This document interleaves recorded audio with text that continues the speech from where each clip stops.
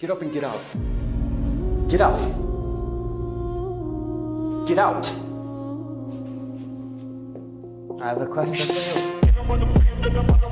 Say Christ is Lord. Say Christ is Lord. Say it. You say Christ is Lord. Get out. Get out. Christ is Lord.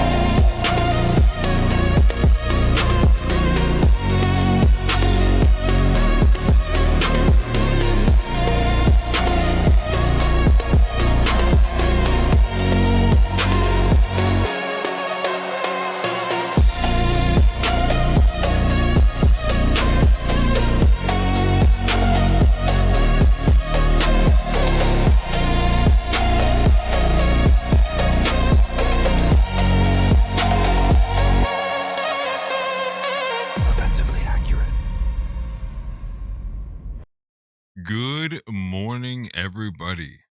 Good morning. I guess I should say good afternoon. It's 12:30 here on Sunday. Good to see everybody. Yeah, big show. We are chilling today. And we are doing a call-in show. Haven't done one of these in a couple of weeks, but people have been asking for it, so we're going to be doing one.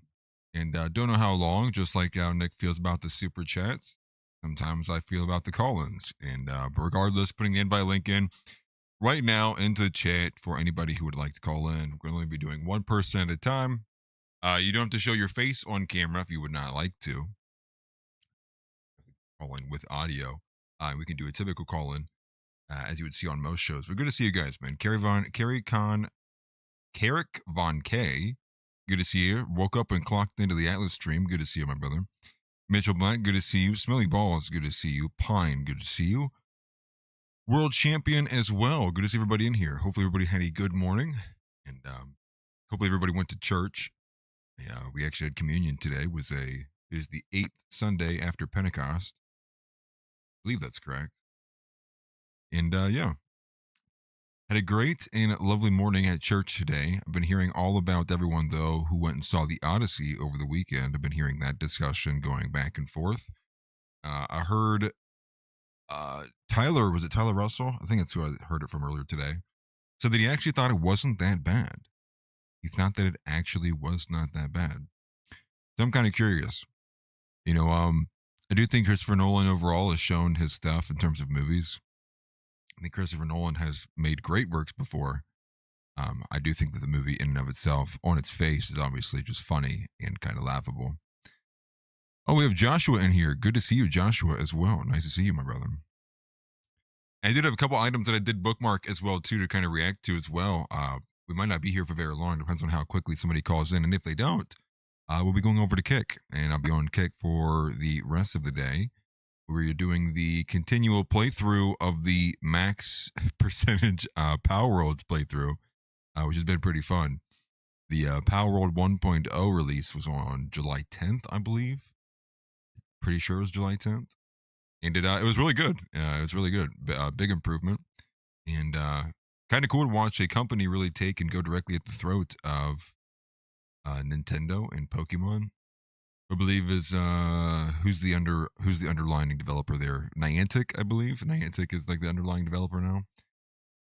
And Power World not on Nintendo, by the way, on literally every other platform besides Nintendo, which I think is kind of funny.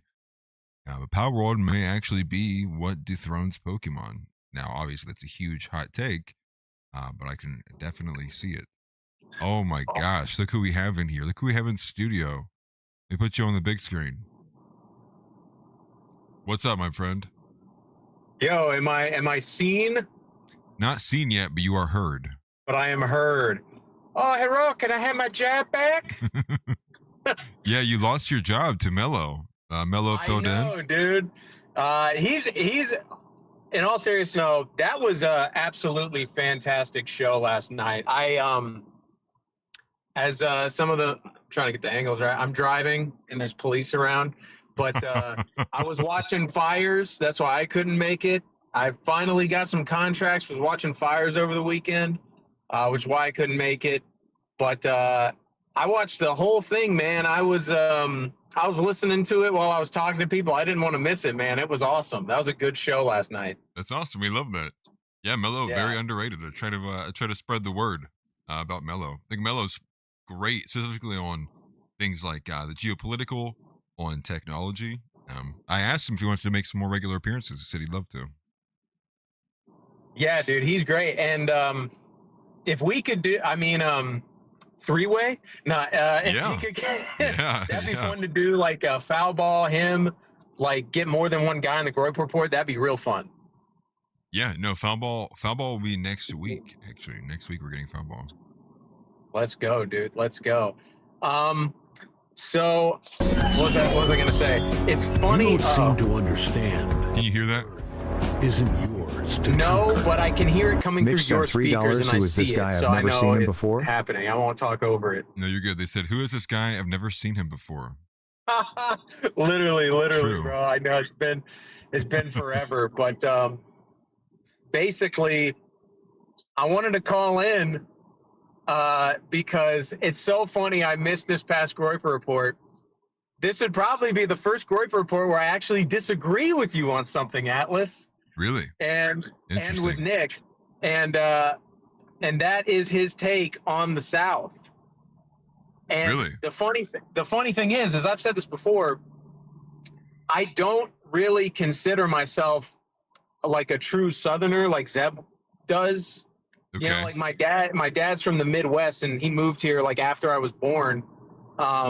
You know, when I was like 3 years old. So like, I'm not like a super Southerny Southerner. You know what I mean? Yeah. But Zeb has educated me a lot on the Civil War, and at first I was indifferent, and now I'm kind of like, I'm not as gung-ho as Zeb, obviously, but I'm like, I think they did get a raw deal. And the main point of So contention, you because I do want 'cause to I'll say keep the this. black people here, is what you're saying. You do want more. That's black not people here. true. That's not true. They wanted to keep slaves here. You know what I mean? Who are the slaves? Yeah. Yeah, all right, fine. Well, all right, we're coming for you, Irish people. You're next, man. But That's funny. I'm still in the clear with that one too. yeah, barely. No, I'm kidding. But That's funny. but what was he saying?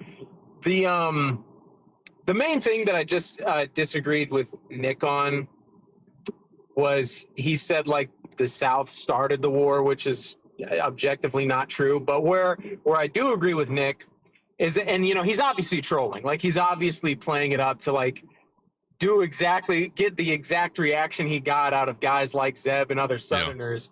So masterfully played. But in his defense also, I get where he's coming from, because Southerners are really annoying about it. Yeah. Like True. they're super LARPy, and it is gay. We gotta look. What's gayer than organizing a move on. targeting You lost. campaign? Have you seen this? The targeting campaign from all these Southern accounts towards Groipers? No, but I support the Groipers. I'm not gonna support the Southerners on this one. I just think You think Abraham the South Lincoln, got a raw deal? he wasn't the good guy. That's funny. You know, I actually don't really think that Lincoln was the best either. But the reality is that was the truth, right?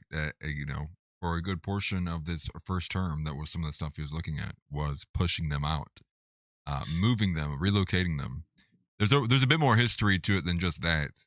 I actually read into it after I saw the take. I was like, was that actually like, because from what my recollection was that he packed it in actually before he got close to wanting to actually move them over back to Africa.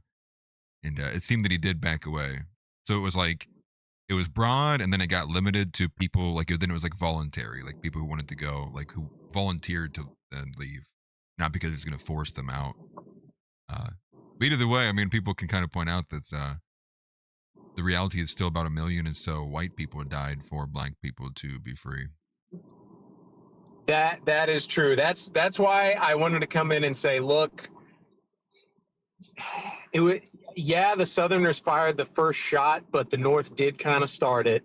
And the true tragedy That was just a war where we all lost, bro. We lost 1 million white people, and we let black people loose. So no bueno. That was the beginning of the end, in my opinion. Where at first I was indifferent. Yeah. So I do want to say this because my phone, I was up all night doing the Firewatch thing, so my phone is about to die. I wish I could stay longer. I can't do a full show. And plus, I want to give other people the opportunity to call in. The last thing I'll say is this: The Odyssey was good. I really enjoyed it. Oh, you did see it? Okay. Of course, I did see it, but I completely agree with Keith Woods. They are absolute, like, they just got the deepest jungle bunny they could find to play Helen of Troy. Of course, they know what they're doing, man. They know what they're doing. And this is what I did, though. This is what I recommend if you want to go see it. I bought a ticket to Toy Story 5, but then just went into that theater. So I paid to get in the theater, but I didn't give any money to Nolan. I didn't give any money to the movie. So who's more black then? You or Helen of Troy? I get, like, that's a funny joke, Atlas, but have you seen Helen of Troy? Like, I needed they had to adjust the lighting just to see her in the movie, just so the camera could pick her up. They had to up the exposure then to maximize it. Ever made. This is the first movie ever made that was filmed completely on IMAX, and that's why, because it's dimly lit and you needed to be able to see her. So I actually saw that. That's one thing I will make a point of. There's a visual comparison going around on X showing you what it looked like in an IMAX theater versus a regular one. And like, if I'm going to spend money to go to the movies, I'm going to go to the IMAX one for that one, because it was probably the strongest like difference of quality I've seen in a hot minute. And for some reason, I guess the IMAX is it's closer to a 4:3 ratio than a 16:9. So there's a lot more vertical going on. And it's similar to what's his face did with the Justice League. Zack Snyder. Yeah. There's a lot more like vertical action going on instead of just like widescreen action. The ratios are different. And something, my phone's about to die here. I wish I could stay on and talk about this all day, but like something, I don't know if you saw this meme. And I didn't even make this connection at all. Apparently the SpongeBob movie is just like a retelling of the Odyssey. Did you know that? I feel like I've heard that before. Yes. That completely went over. I know there's another movie called Oh Brother, Where Art Thou that is like, it takes place in like the 20. Yeah, okay. Yeah, you know what I'm saying? It's a fantastic movie, and that's just the Odyssey told in a different time. And people pointed out the connection of with the SpongeBob movie to the Odyssey. Like, I'm trying to think of an example. So you remember the scene where they find like they're just like in the sea of bones, and then they see an ice cream stand, and then it turns out to be a monster. Like that was the siren. Yeah. What else? Okay, the cyclops. They called him a cyclops, and it was like a man in a deep sea scuba thing. You know? Yeah, that was the cyclops. Yeah, right. They have a bag of winds that which happens in the Odyssey, where they like it's supposed to save them, and then they just screw it up. You know? Yeah. Yeah. No, it makes sense. So yeah. Honestly, lay the groundwork for a lot of stories. It's a strong narrative. And when it's a journey too, like it's an adventure, like exploration kind of like narrative too, which many obviously fantasy and fictional things are based on. The adventure, the Odyssey. Yeah. I'll say this. It's not a very coherent story. It is literally just like, I mean, it's good, but it's like, and then this happened. And then this happened. What else can we throw in there? Yeah. Then they get turned into pigs, you know, and it's just a bunch of crazy stuff. Typical sequel. It's been a while since I've read the original, but there's some like weird stuff that happens towards the end, like especially with like all the suitors of like his wife. Oh man, I wish you remember like the oddness of it. Like I think because isn't it that he comes home and nobody can even recognize him, so he poses as like some like homeless guy or something. It's been a minute since I've heard the story, but it's like when he comes back, it's like no one even knows it's him because it's been so long, and he looks different. And I think he poses as somebody else. It's been a while since I've read the story. I wonder if they included something like that in there when he came back. He like was not the same person or pretended to be somebody else. In the SpongeBob movie. No, in the one that you just watched, because the one that you just watched is not even the actual adaptation. It's an adaptation of a feminist version of the movie, so it's not even like the Odyssey based on the original work. It's the one that's based on an adaptation from the original work. Yeah, and that's one of those things because it's like the Iliad and the Odyssey, you know, they were written 750 years before Christ was on the earth. Yeah. And at first they weren't even written down. They were like poems. It was word of mouth. So of course there's like different iterations and like slight changes to things. Like I recently rewatched Troy with Brad Pitt, which is really good, but they cut out all of the supernatural stuff. It's supposed to be like a realistic telling of the story. Right. And I noticed that there were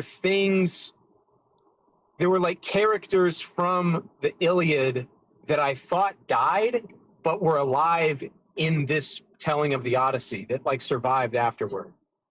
And that was one thing where the reason he's homeless, he's pretending to be homeless, is because he doesn't know about the suitors, and the suitors would kill him, you know, as soon as he got back. Right. But he gets warned by the king, Agamemnon, who he fought in the Trojan War with. Yeah. He gets killed when he comes back. And at one point they go to Hades, they go to the afterlife, and he's there, and he warns him not to make the same mistake he did, which is why he kind of goes in secretly. Interesting. Okay. Yeah, I knew there was something about that, like on the journey back, that always like even just tapping into in the story, you're like, oh, it always goes here, right? Oh, and the wife was, you know, what was it, like 10, 20 different suitors, all in his house. I forget how long it even is too, right? Isn't it like years pass? I wish I could recall 20. more of the story. Yeah, 20. Dude, it's had to at least been 10 years since I've read the book. A long time ago. Yeah, I'll have to. I don't know the difference. I would be curious to know what the differences are between like this feminist version of the story and other versions of it. But you say go see the movie though. You say go see the movie. I fully support. Don't steal, okay? Don't steal, but don't give your money. You might have lost him. Oh, are you back? dang it. Your service is going out. Goodbye. I don't know. Am I? Yeah, pretty badly. He's gone. Well, Josh is gone. That was a good call-in. Good to hear more about the Odyssey. Let me see if I can find the photo. I don't know if I bookmarked it earlier. Let's see if I could find it or put it on screen for you. Well, not this one. Although I haven't used the screen in a while. It works for right now, I guess, too. Let me go here. It was. And also, if I didn't mention it, thank you, Mitch, for the power chat. We appreciate it greatly. This is... Let me just do Odyssey, IMAX. Yeah, right here. You don't seem to understand. Earth isn't yours to conquer. At Smelly Balls sent $2 on YouTube. Josh is cutting up in traffic going plus 100 miles per hour. I was going to say, could you notice that? I could tell by his background, I was like, he has to at least be going 200 miles an hour. It was making me nervous. I was like, what do I do if he gets in an accident? Do I keep going? Do I ask if he needs help? Thank you for the gifted membership and world champion. That is huge. Much appreciated. I will but we do appreciate Josh calling in. That was huge. That was massive. And good to see Josh too, especially since we missed him on the group report last night. Let me go ahead and throw this out there, put the link back out in the chat room for anybody who does want to call in. But this is the difference I was just telling Josh about, is what I saw. You could just see this, just the vertical display and the aspect ratio is so much better. There's so much obviously you can see here, even despite the, the color difference. But you just see what's also cut off. So you lose all the vertical action. So it's like the heads are gone. And you can't see the lush grass there, the smoke at the top.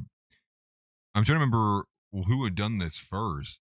But I remember when it was changed to my attention, brought to my attention when it was changed for one of the first times, was when Zack Snyder, the guy who made the Justice League, had changed it. He went with the, not a 1-1, but I do believe it was a 4-3 angle, one to get a lot more vertical action.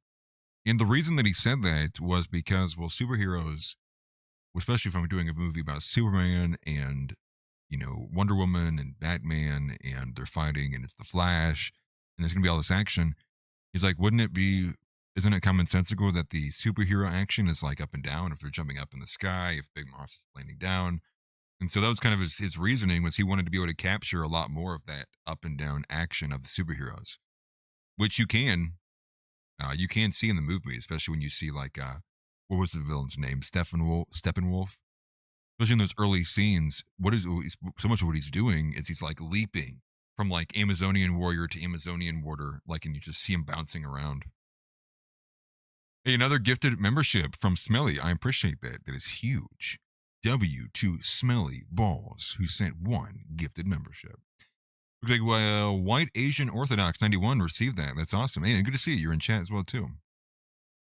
Good to see you, my friend. Hey, go Buckeyes. Who got the other one? Green Fitz.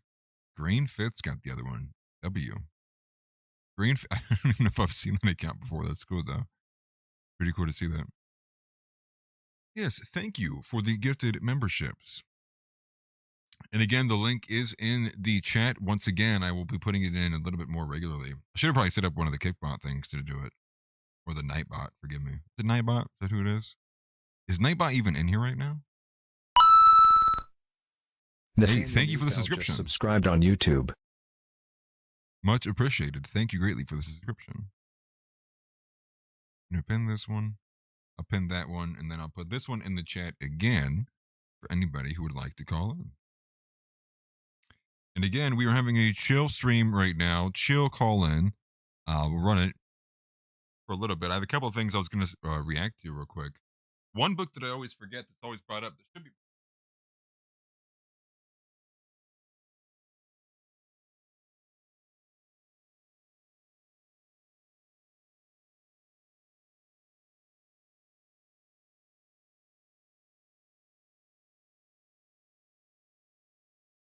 Actually, I'll bring 3 of them. One of these is actually really good, too. Oh, did we get another caller? We did. We did. We did get a caller. Can you hear me? Can you hear me? I cannot hear you. I do have you hooked up, though. You do not have to do video if you do not like to, or you do not want to.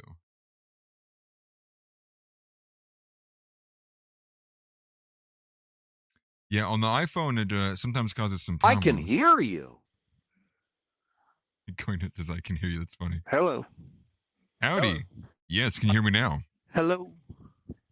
Now?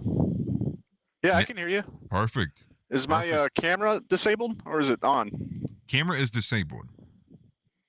Okay, good deal. All right, I was worried about that. No, you're fine. What's up, man? It's Mitch. Hey, what's going on? Good to see you, man. Not much. Yeah, brother. good to see you too. No, I didn't want to take up too much time. I just wanted to ask you, what did Zeb think about the new information coming from the Charlie Kirk trial? You know, specifically about the soft tip bullet and the new footage that actually shows, what's his name? Tyler Robinson. Wink Twigs. Or Twigs. Oh, is that his boyfriend? Yeah, Twigs is the boyfriend. Yeah, Lance Twigs. Okay, I'm sorry. Yeah, no, Tyler Robinson actually shooting Charlie Kirk. Does he have any thoughts on that? Well, the last time I actually had a in-depth conversation with Zeb about the Charlie Kirk stuff was all the way back when I had the convo with him with Daily Riot.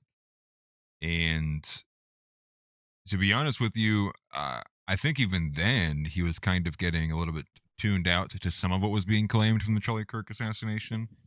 I don't know how deep or how far that goes. Right. But I know in terms of things like, the exploding mic and other stuff, he is kind of, scoffed at and also thought was ridiculous. But Okay. I do think, despite everything, I do think he is still holding to where he has been at. Maybe not in terms of like a specific theory of like whether, the shot came from here and it was this person.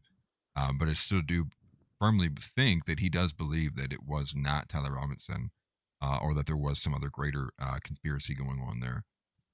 In terms of like the newest video, though, I don't think I've seen him comment much about that. I wish I could tell you more. Honestly, I wish I could. I do think it's been maybe. What's the best way to put this? I think he's also seen that some people are taking this way far out of bounds, and so I think that's actually why he's pulled back on it. Right. So he's not gone all the way off the deep end, but he's because he's at least able to recognize that some people are taking it insane pathways, like down the rabbit hole. But I think overall he is still questioning the narrative and what is going on. Okay, I am too, by the way. I think there's a lot of things we don't know and a lot of fishy things that were caught on camera. But I do believe at the end of the day that, the left did kill him out of spite, out of hatred.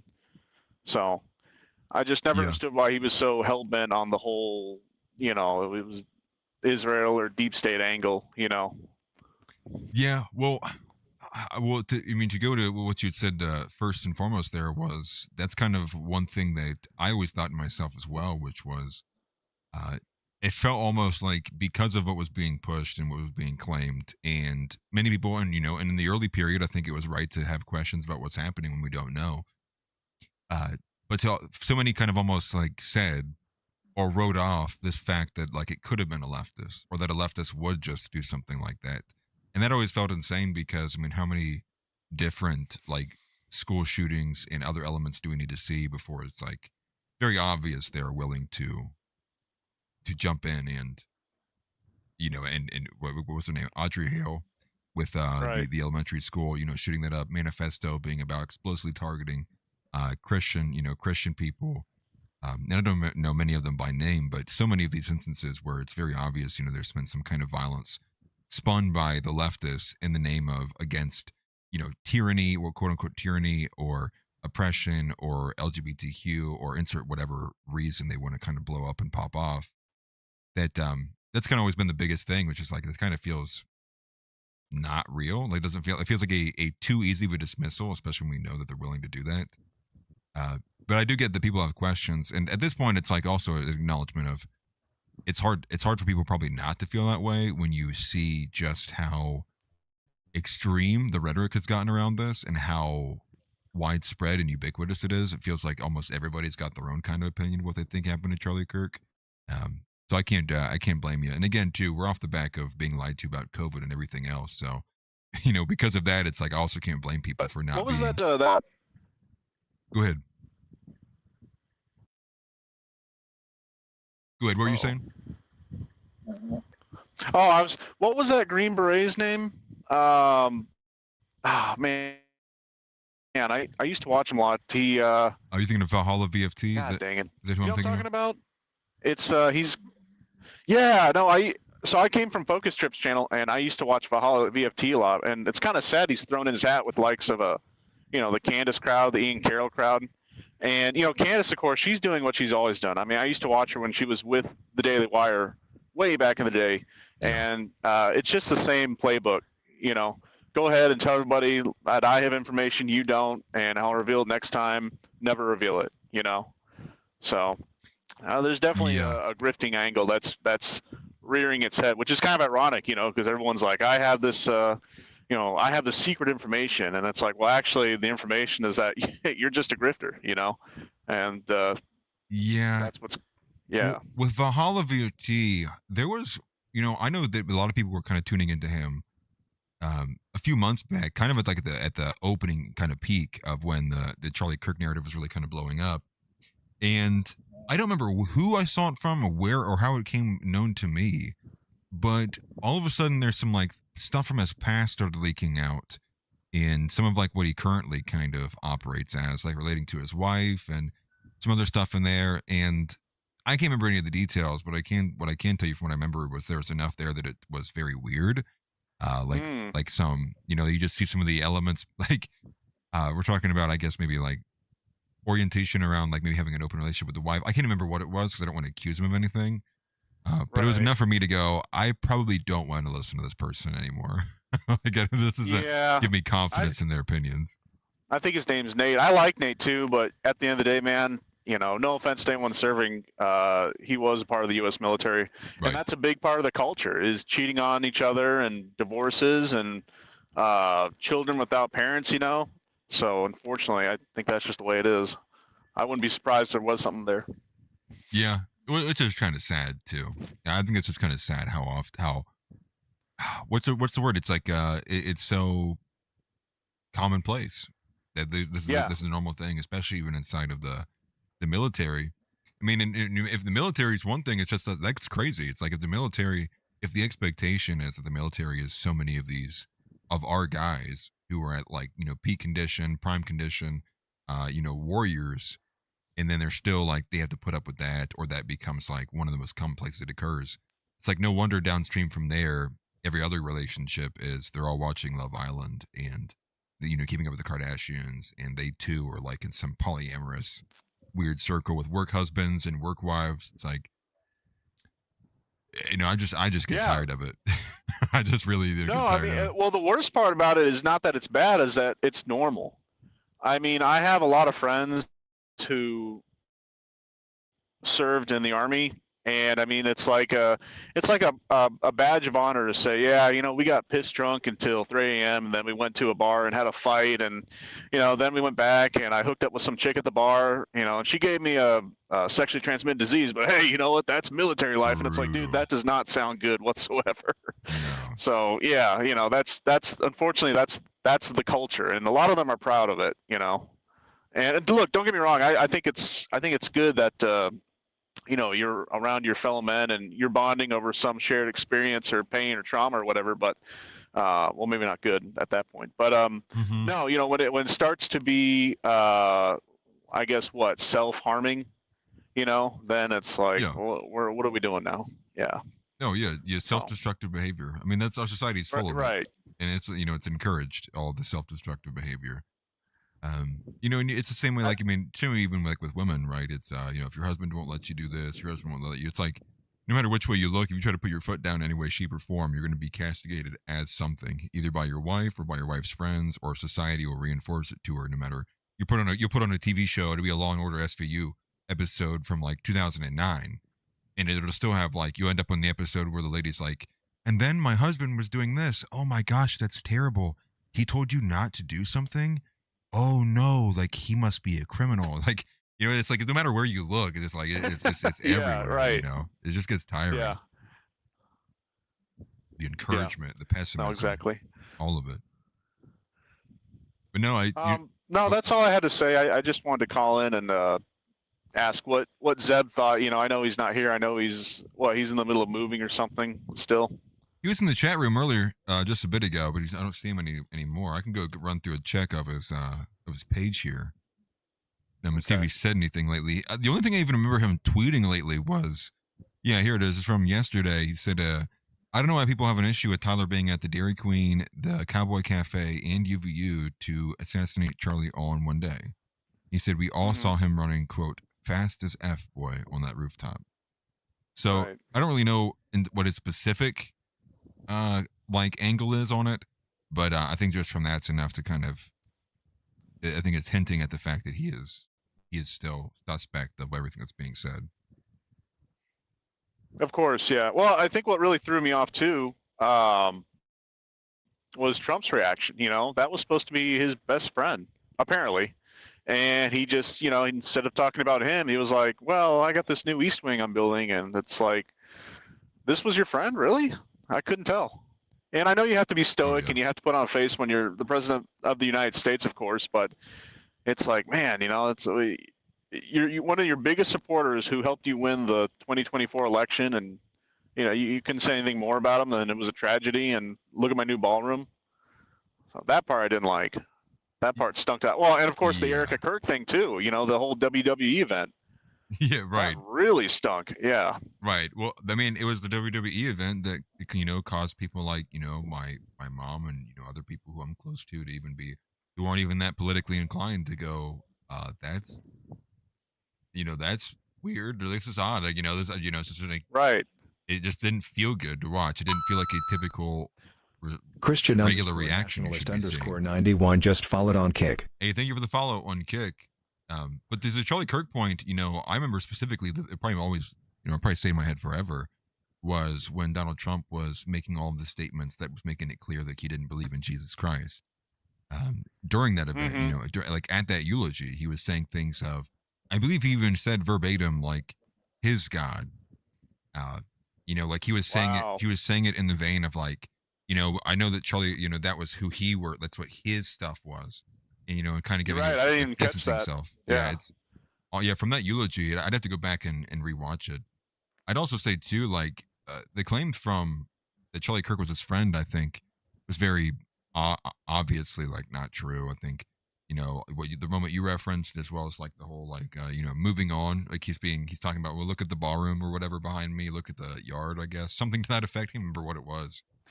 So But, he's kind of the means to an end. Trump really exactly. never cared anyway. I see. Okay, that makes a lot more sense. Exactly. And we even have the reports that came out after his death, right, talking about how even some of those meetings before Operation Midnight Hammer there in June, where Charlie Kirk supposedly like got yelled at, screamed at by the Trump administration for not shutting up about the Iran war. And then also later on, when we get the next update that happened, this dropped like a couple months ago, where the report is that Donald Trump actually wasn't even satisfied with him getting yelled at and kicked out. Then he called it was like a week later or 2 weeks later, and then like yelled at Charlie Kirk even more on the phone, or in their words, Wow. reprimanded him. So I'm assuming that there was probably some kind of strong pushback from, Trump and them, because I would imagine if Charlie Kirk was present there, and we understand the reports to be true, then it would be Charlie Kirk was trying to offer his criticism, his pushback for why we shouldn't be going to war with Iran. And so if that's a response, I mean, like, I don't think a friend yells at you, kicks you out, and then decides he needs to call you again a week later and remind you, like, never do that again. It doesn't seem like a very friendly thing, Right. in my opinion. I guess that's just my naivety showing. No, you're right, because I was watching Tim Dillon the other day, and he was talking about, oh shoot, what was that senator's name? Lindsey Graham. He was talking about Lindsey Graham, who got killed, possibly at the drone factory in Kiev.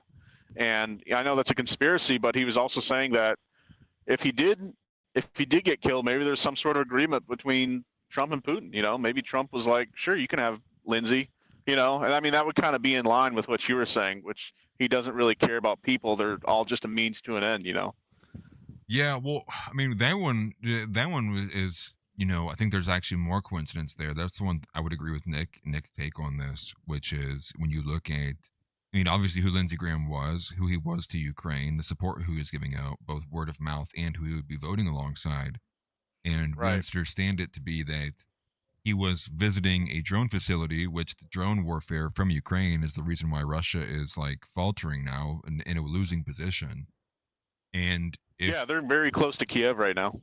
right. The Russians, actually. Yeah. And And they're going to open up another front, maybe, possibly through Belarus, I think. Yeah, there's a lot of new movement going on there, and I think it is a reaction to, well, again, the Russians are dying like crazy. Some of those reports coming out of the numbers and chance to live from newly drafted people in Russia is really, really sad and depressing. But there was like a follow-up report. I guess it was specifically, now I haven't confirmed this. I will look through it and confirm it later this week when I read through it. But the report, one of the early statements I saw about this, or stories about this that I saw, was that supposedly this facility that he had visited was later struck. Now, I don't know that if that is true or not, but that was one of the first things that I did see about it. And so it wouldn't strike me as all that crazy to believe that even if it wasn't even an unintentional thing, that it was struck while he was there, and perhaps something happened after the fact as well.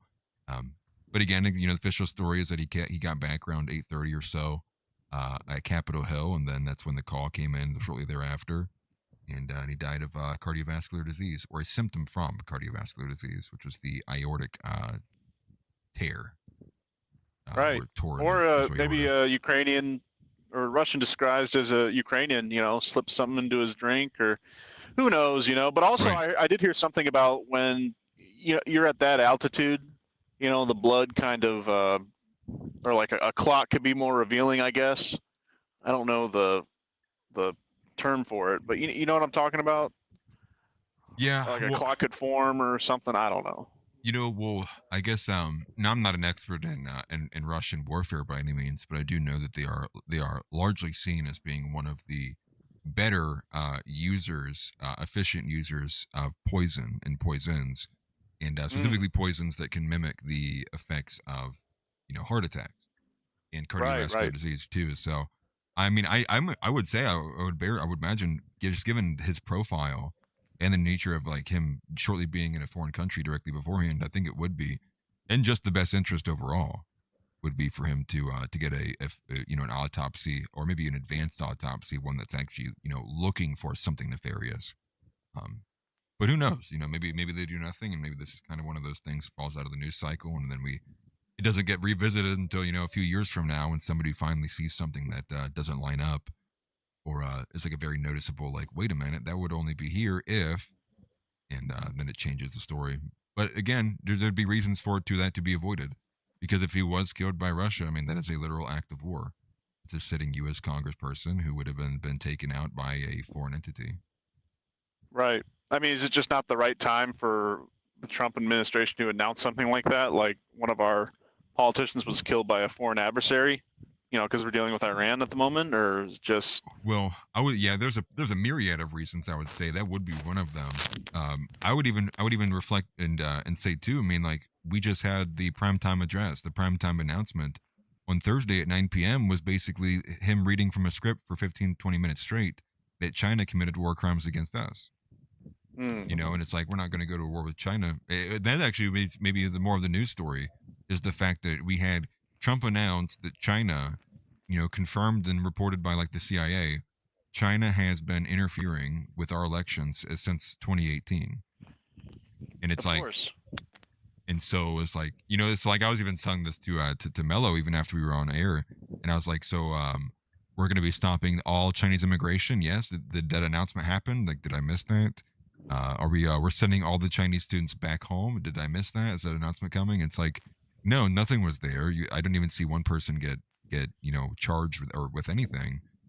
And so at Right. first it just calls in the seriousness of the claims in and of itself, because if that is your belief and you want to open an investigation, well, it's like, well, that is a very serious crime for a foreign nation like China to be meddling with our elections to the point that it may be very well have it would maybe change the outcome of who was president. And it seems to be, if that were what was being claimed.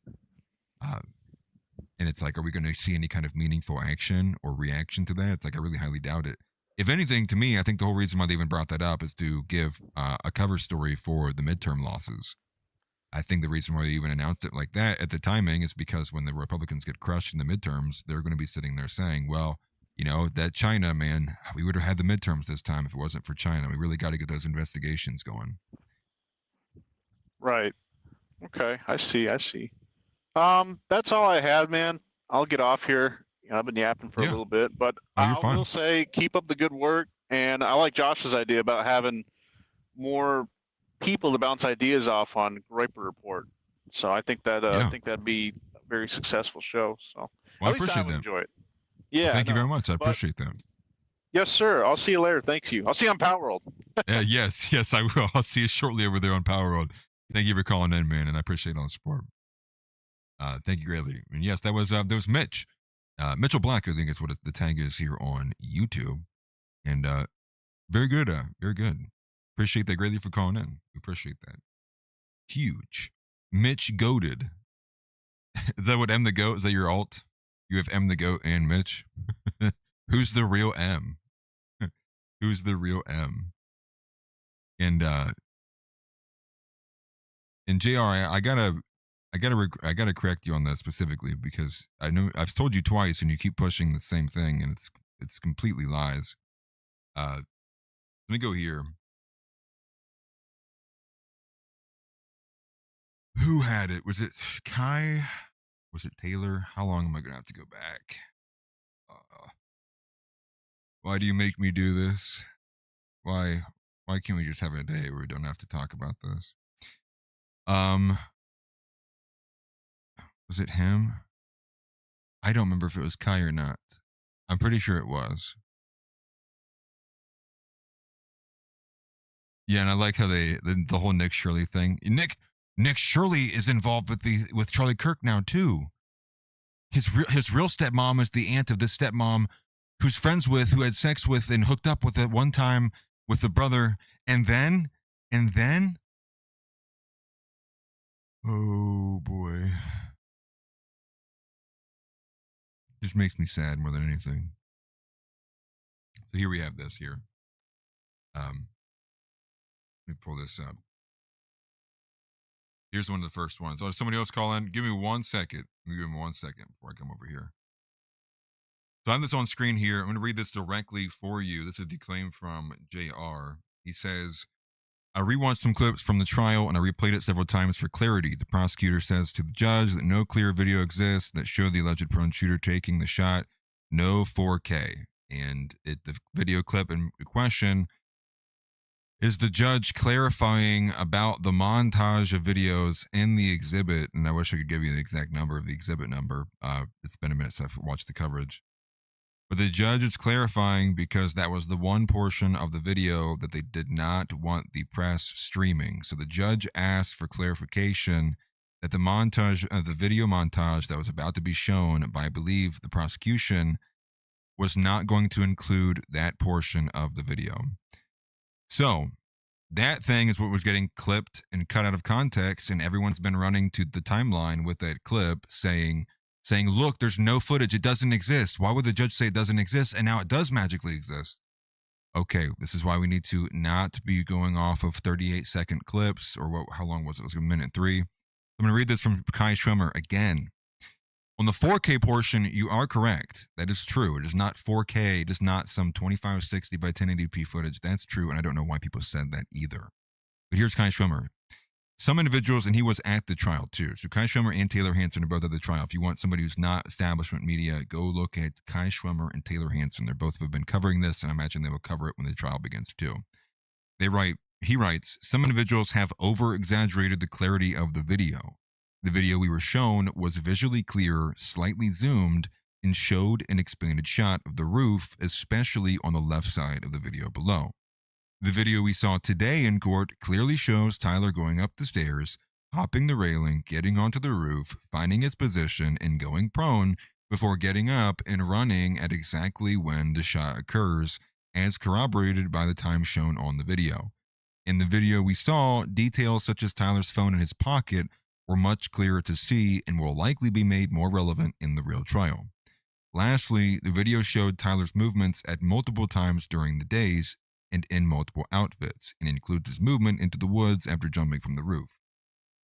Hope this clears up any confusion. I don't think anyone is being intentionally dishonest, only making statements that are maximalist or minimalist based on the underlying assumptions they agree or disagree with. He goes on to say, I personally don't think there's any debate to be had. It seems overwhelmingly clear that it is Tyler Robinson as identified by Lance Twiggs, and the video very clearly shows his movements up to, including, and after the shooting. This video made that whole chain of events abundantly clear. And again, he's responding to one of these girls who has been pushing this and has since backed down from these claims that there is, quote, no high quality zoomed in footage. And that's what's the out of context stuff that everyone's been ripping away. And it has been, unfortunately, unfortunate. But we do have another caller in here. Let me go ahead and bring you up on what is going on. Who are you, sir? How are you doing?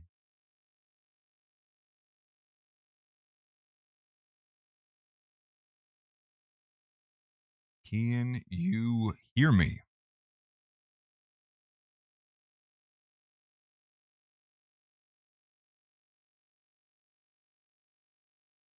Can you hear me? Got some text here for something. I don't know what that is.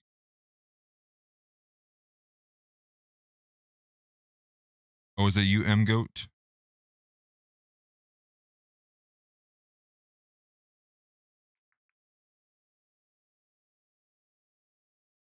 Okay.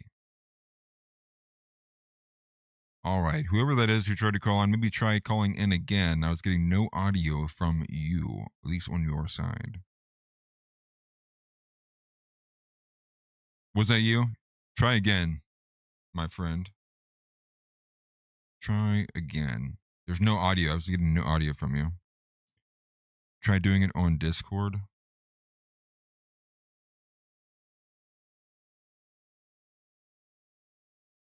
I will not be able to do it on Discord because everything's already ported over to Vito.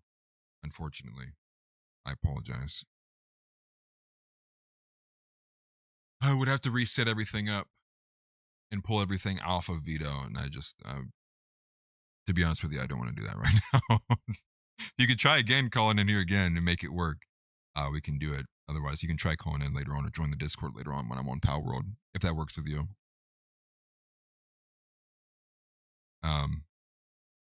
But yes, I wanted to cover that because I've seen these claims a bajillion times now about this video, and it's like it bothers me to no end.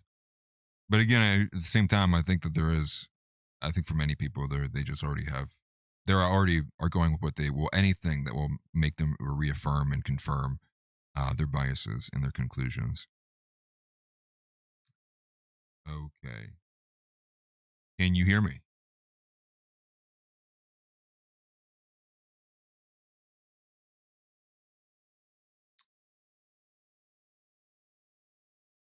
Can you hear me?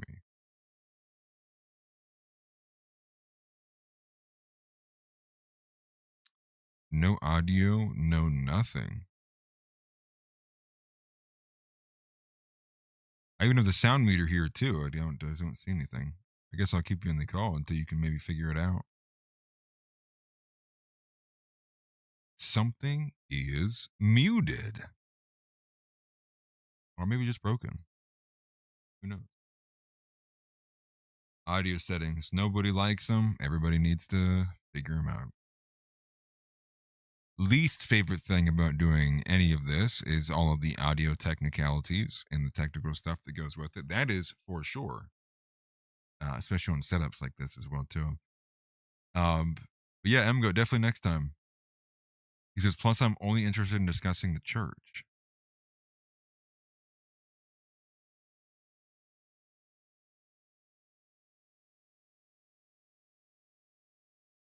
What is this? It was from Target. What was this? He says, well, when Nick Shirley first arrived last year with the Minnesota scandal, there were some poor people presenting as another Charlie Kirk successor when nobody fell for Breland Hollyhand.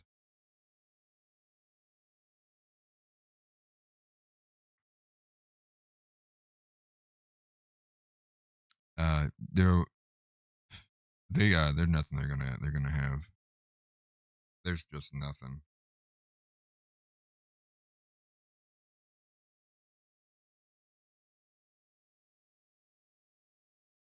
Trying to say that it isn't clear that it's Tyler on the roof. That's why it matters with the phone data and the and all the other surrounding video evidence. That it's a chain of custody, right?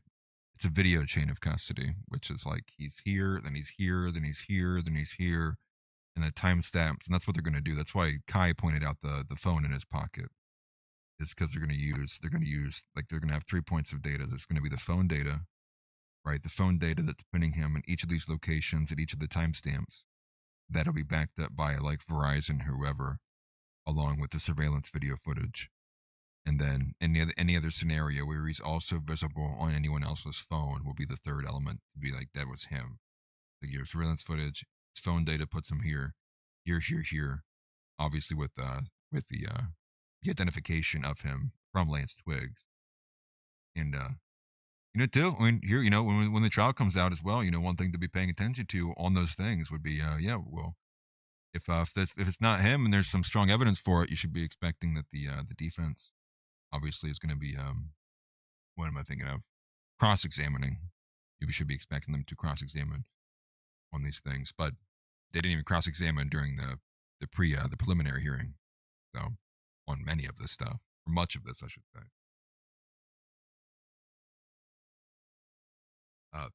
Yeah, I don't know why anybody would have came out either and would have said they have 4K footage of it. It's like nobody has 4K footage of it. Even the professional YouTubers we're not even streaming in like 4K footage of the event. Like that's just a retarded thing to say in and of itself. Most people can't even utilize 4K footage at all. Like if you're an IRL streamer unless you're using like an extreme level GoPro, like you're not getting 4K footage, and certainly not anything at 60 FPS. I have to like sit extremely still for this camera right here to even be producing, 2K 60 FPS footage. And even then it's like, it's only ever so often fully in 2K because it's somewhat all the processing that's going on and the motion capture that goes in with it as well too. But I mean, some of that's from like these stupid, like Jack Posobics and all these other people who post this stuff constantly. Now breaking HD footage, like super ultra high definition it's like all you have to say is like, no, the surveillance footage is like, now it's been shown. Like they finally unveiled the missing the frames that they weren't showing in the earlier montages. I don't know why people do the maximalist stuff. I mean, Kai's right about that. I don't know why people are doing the maximalist statements either. It just makes everything look stupid.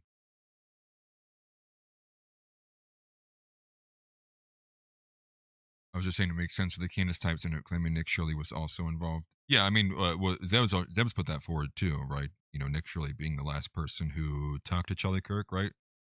Wasn't that the thing? That's like the last person Charlie Kirk talked to on a show or interviewed or something to that effect.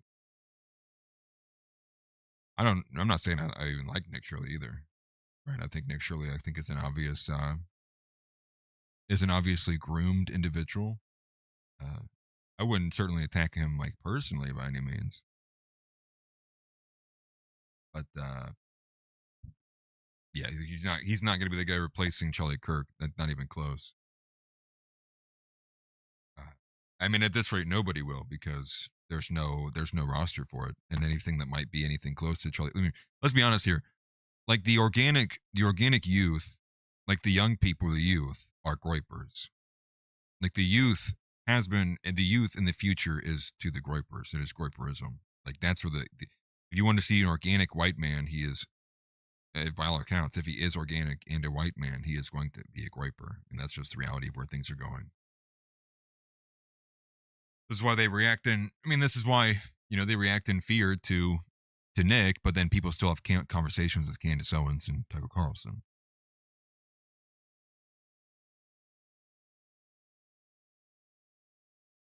If Nick were to be unalive, who would you want a successor to be? I just don't think there is. I just really don't think that there's just right now, there like just legitimately is no one for one. Like there just isn't. There's nobody who would be able to do what he's doing right now, who has the talent, the political acumen, the charisma, all of it. There literally isn't. It would just unfortunately be fractured. I think it would be fractured. It would probably be splintered. You'd see a lot more infighting. I don't know. I mean, it's a terrible prospect, to even think about. I guess the question is, who would I want him to be? I mean, I guess to answer that, maybe the best way I would hope it would be someone who I'm not aware of right now, who could carry the mantle in a way that I would expect, or would even that I would be impressed to see. Kind of in the same vein that we're really kind of hoping that our guy is right around the corner somewhere. Please. Yeah, there's always manipulation going on in all of this. On every angle, and I do think that people. I mean, I said this on the Grape Report yesterday. That one thing that I do deathly fear, and I am deathly afraid of this. I am afraid that somebody is going to see this. They're going to be seeing the trial play out for what it is, and you may see somebody like maybe even Candace, or not even just throw that out there, but you may see somebody like just kind of write a post or some effect, and there's already people who are already in this mindset anyways, but get somebody so flustered, see something as a result of the trial, and then they in and of themselves go like I have to put a stop to this, right? Or like I need to go something to that effect, where I would fear any kind of, element of violence occurring at the trial. Like somebody like, showing up and being like, this is all fake. Erica, I know it was you, and like, because I think if something like that were to happen, you would actually probably see the ban hammer come down for a very long time. And that's what I fear is like the fallout, the rug pull on the credibility of the alternate media. And obviously, me and Mello talked about this yesterday on the Griper Report, in detail. But that is one thing that I do fear. I fear that there's going to be something that can be used as ammunition to bolster censorship again. And what they're going to be doing is they're going to be plastering the face up of that. We have Zeb in here. Call in. Let's do this. Zeb Boykin. Let's go. All right, sending it in. Link is right there. Let me get pulled over. Mr. Zeb Boykin. Is he actually going to call in?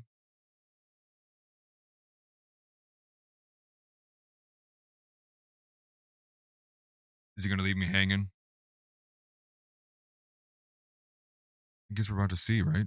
We're about to find out.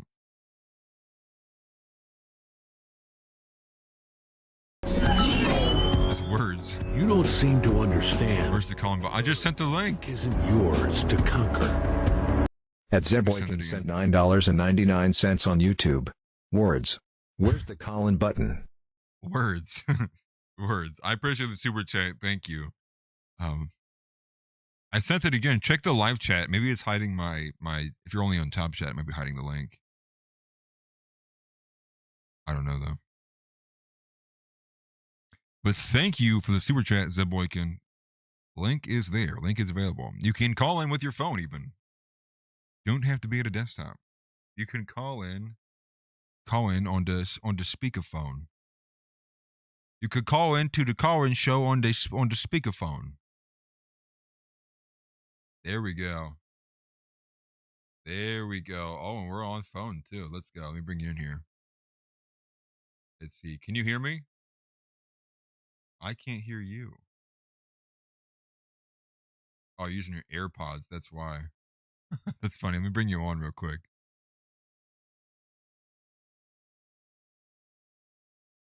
So we can see you, but I can't hear you.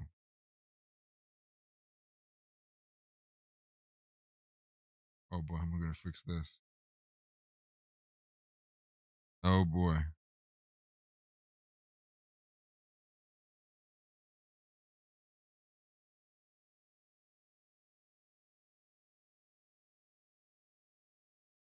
What the heck? There we go. All right. I can't hear you. I can't hear you. I can see you though. Try using your. Can I change this? I just requested your microphone from your phone. Your speakerphone. I requested your speakerphone. I can't hear you though. No, you could probably hear me, but I can't hear you. Take the AirPods out. I think it's the AirPods. I swear it's the AirPods that are doing it.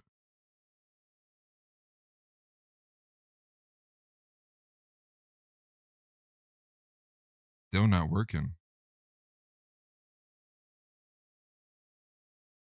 If I request this, will it switch to your microphone?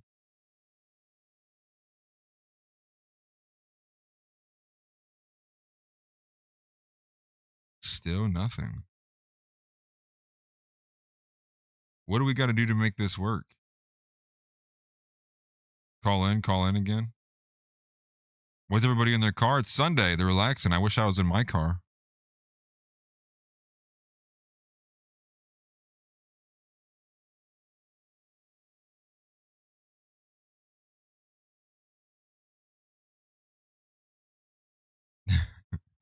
I'm not gay.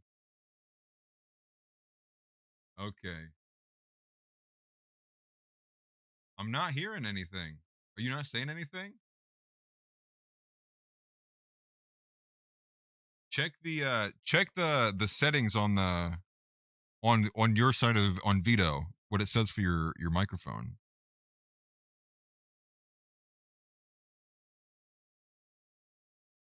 Damn, this is brutal. I'm getting sad. I can see Zeb all over. I can see you all over. I can't hear him though. I do think it's a permissions thing. And I think the only reason Josh knows is because he's done it so many times from his phone. That's sad, dude. It would be a perfect guest to have on right now.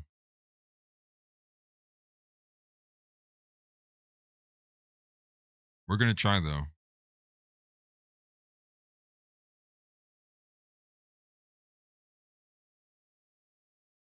We're gonna try. I'm gonna make he better park on the side of the road and figure this out right now. Like, if Zeb is not parking on the highway right now, put the hazards on, slow down to 20 if you have to, get in the right lane, and turn it on. Listen, we know it works. Josh is just in here. Okay, please work. Please tell me it works this time. I'm not hearing a thing. Are you sure that you're fine if your phone even works?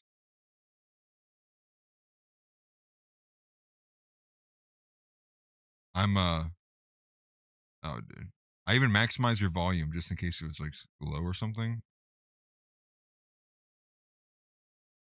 Refresh.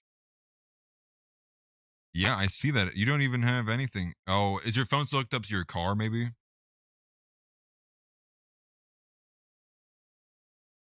No. No, I can see your pretty face though.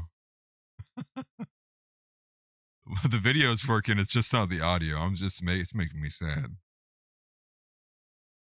I wish this stuff was not so difficult.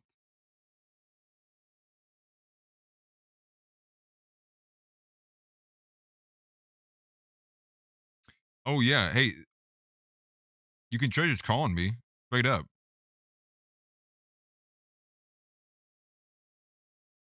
Why don't you just call me? Just actually call me. Now put your speaker on.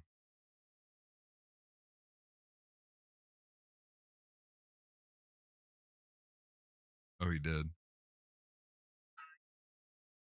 I did. I saw that. I just saw that.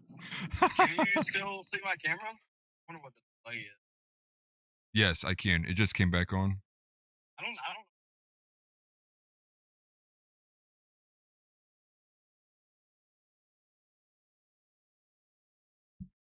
And it's somehow not loud enough for the microphone. Let me switch over here. Let me try this. So I'm getting you through here. Okay. Let me see if this is loud enough. Try talking. Testing 1 2. Hey, there Testing we 1 2. Okay. Cool. Okay. All right. So what are we calling in for? I don't even remember what we were talking about now.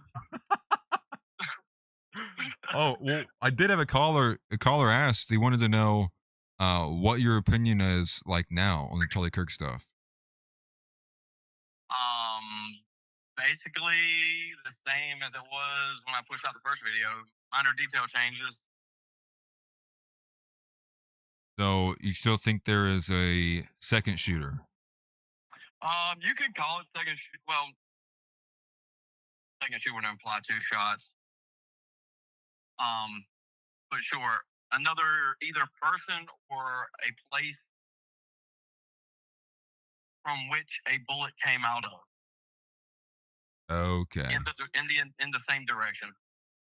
Like, I'm not opposed to like a drone,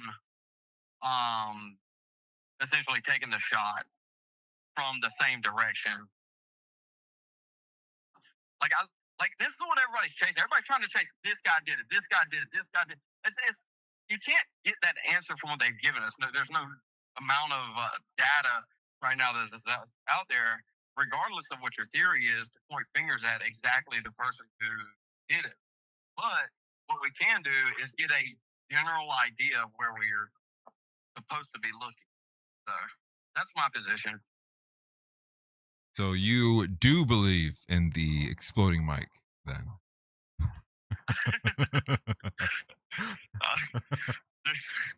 Dude, that microphone is that's an entire 4-hour video by itself, just from like a pure like psychological operation on people. I mean, they're completely retconning evidence to support the microphone theory. It's absolutely insane.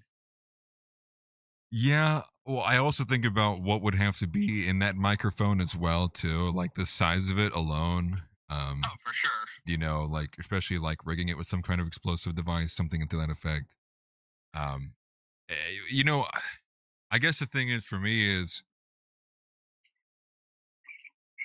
I guess let me go back. What do you make of the video footage, though? The longer angle that shows the full chain of events. I mean,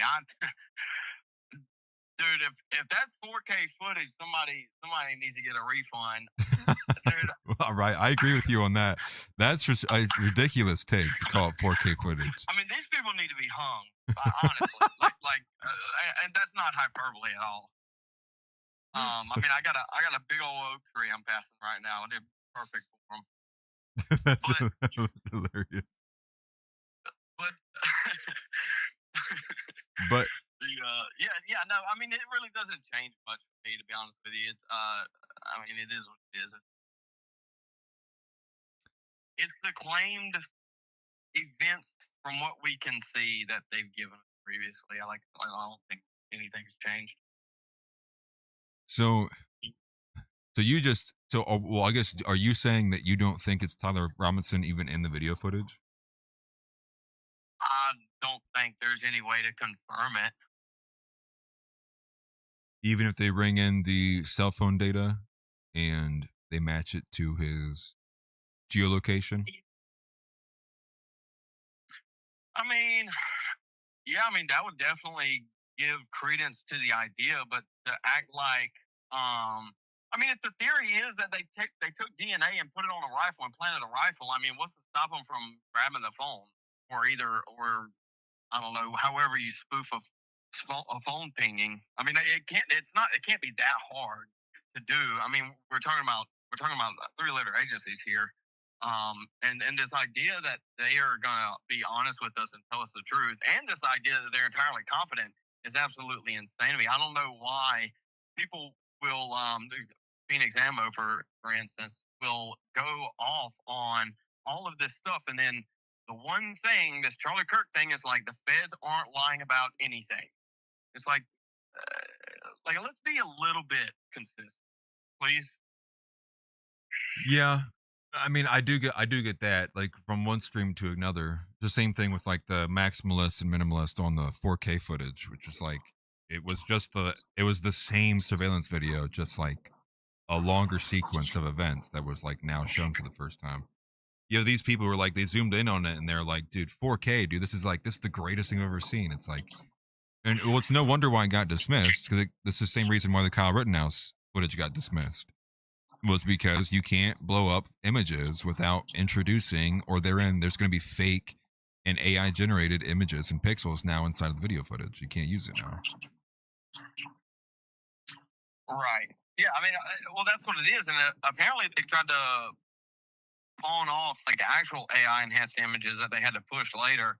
And then, I mean, I'm not too deep into the trial. I mean, there's a couple points that I found, you know, through clips, and a couple of people sent me transcript pieces. Like for one instance was the size of the round. Like that's an issue for me. If you're claiming the round is somewhere between .286 and .301, and we're assuming a 30-06 caliber round, I mean, that's going to be outside of that window that you're granting.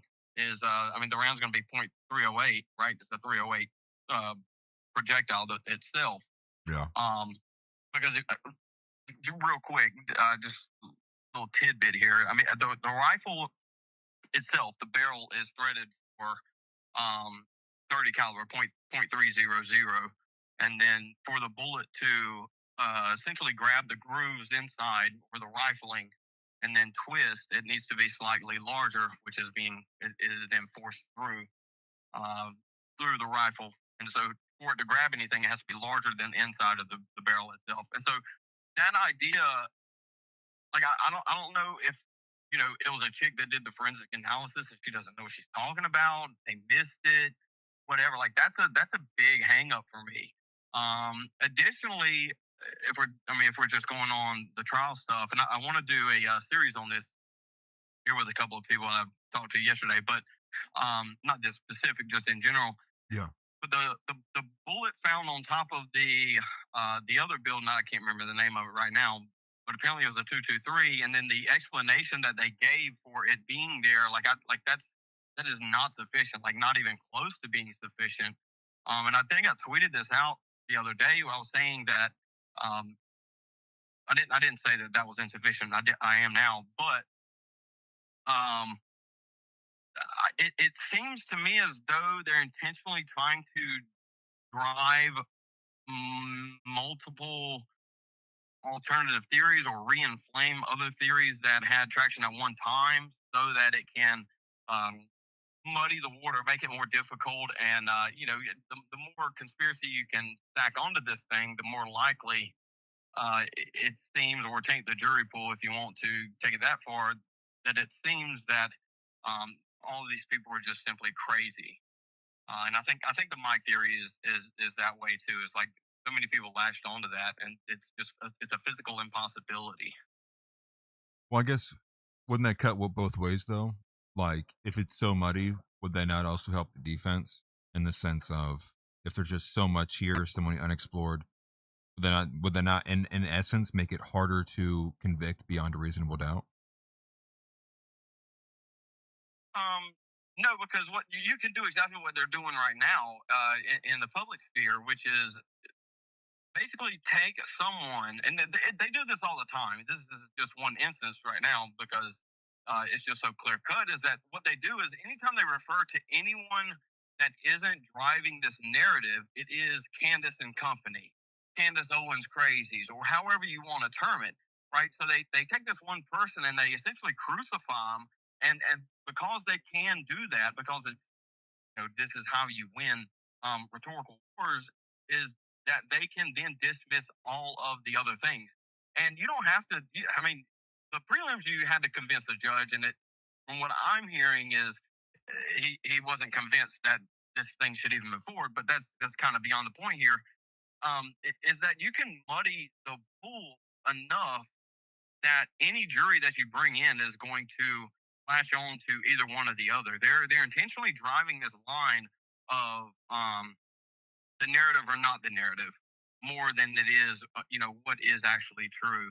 And dude, if Tyler Robinson did it and I'm proven wrong, I will admit it immediately. But as you well know, Atlas, I'm never wrong.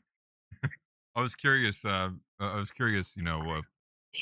and that's one thing I've been thinking about too, is just like the conviction. Like I still think it's not going to bury a lot of this, even no matter which way the conviction goes.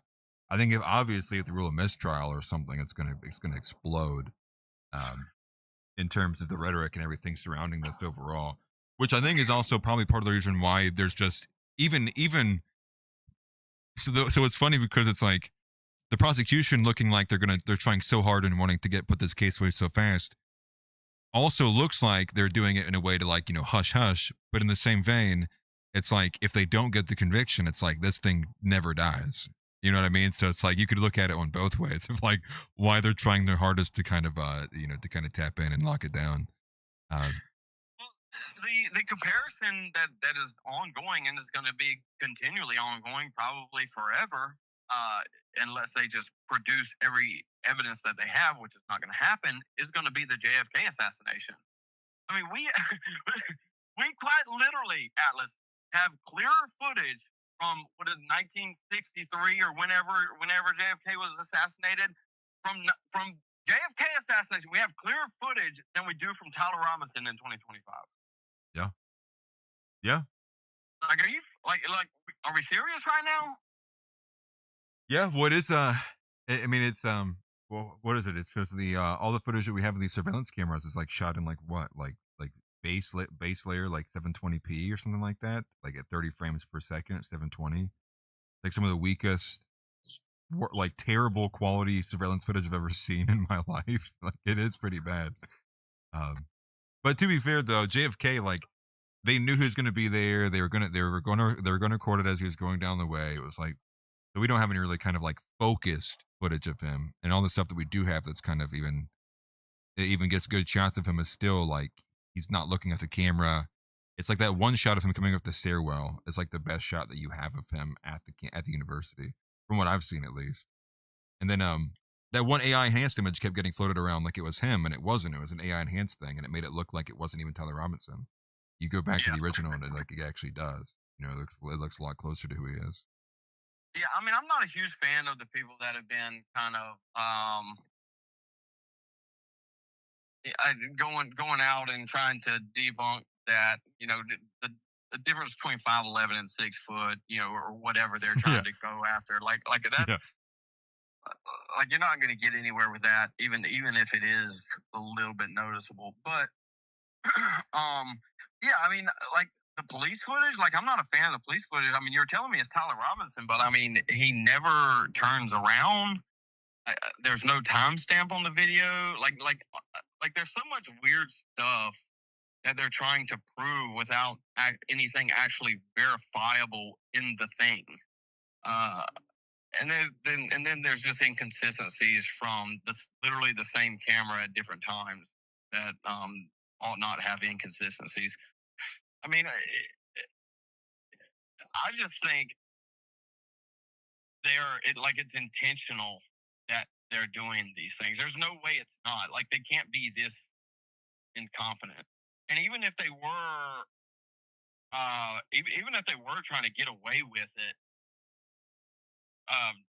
you know, assassinating him and Tyler Robinson's a patsy, it's they're still doing a poor job.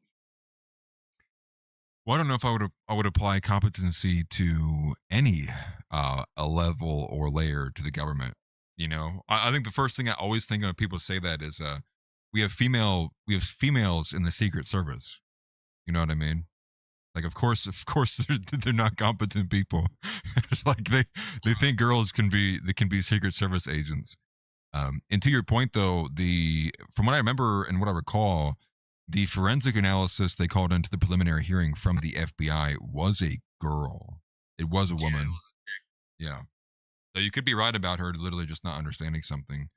But at the same time, it's also like, is she not like the head forensic analysis from the FBI or from that region? Like she's like a sub-level person. I mean, even the guy that was trying to explain what the extra round that was found, it's like he didn't even know what he was talking about either. He was like, yeah, when you clear a gun no, he said when you make ready, it chambers a round, and it's like, yeah, but it doesn't eject a round.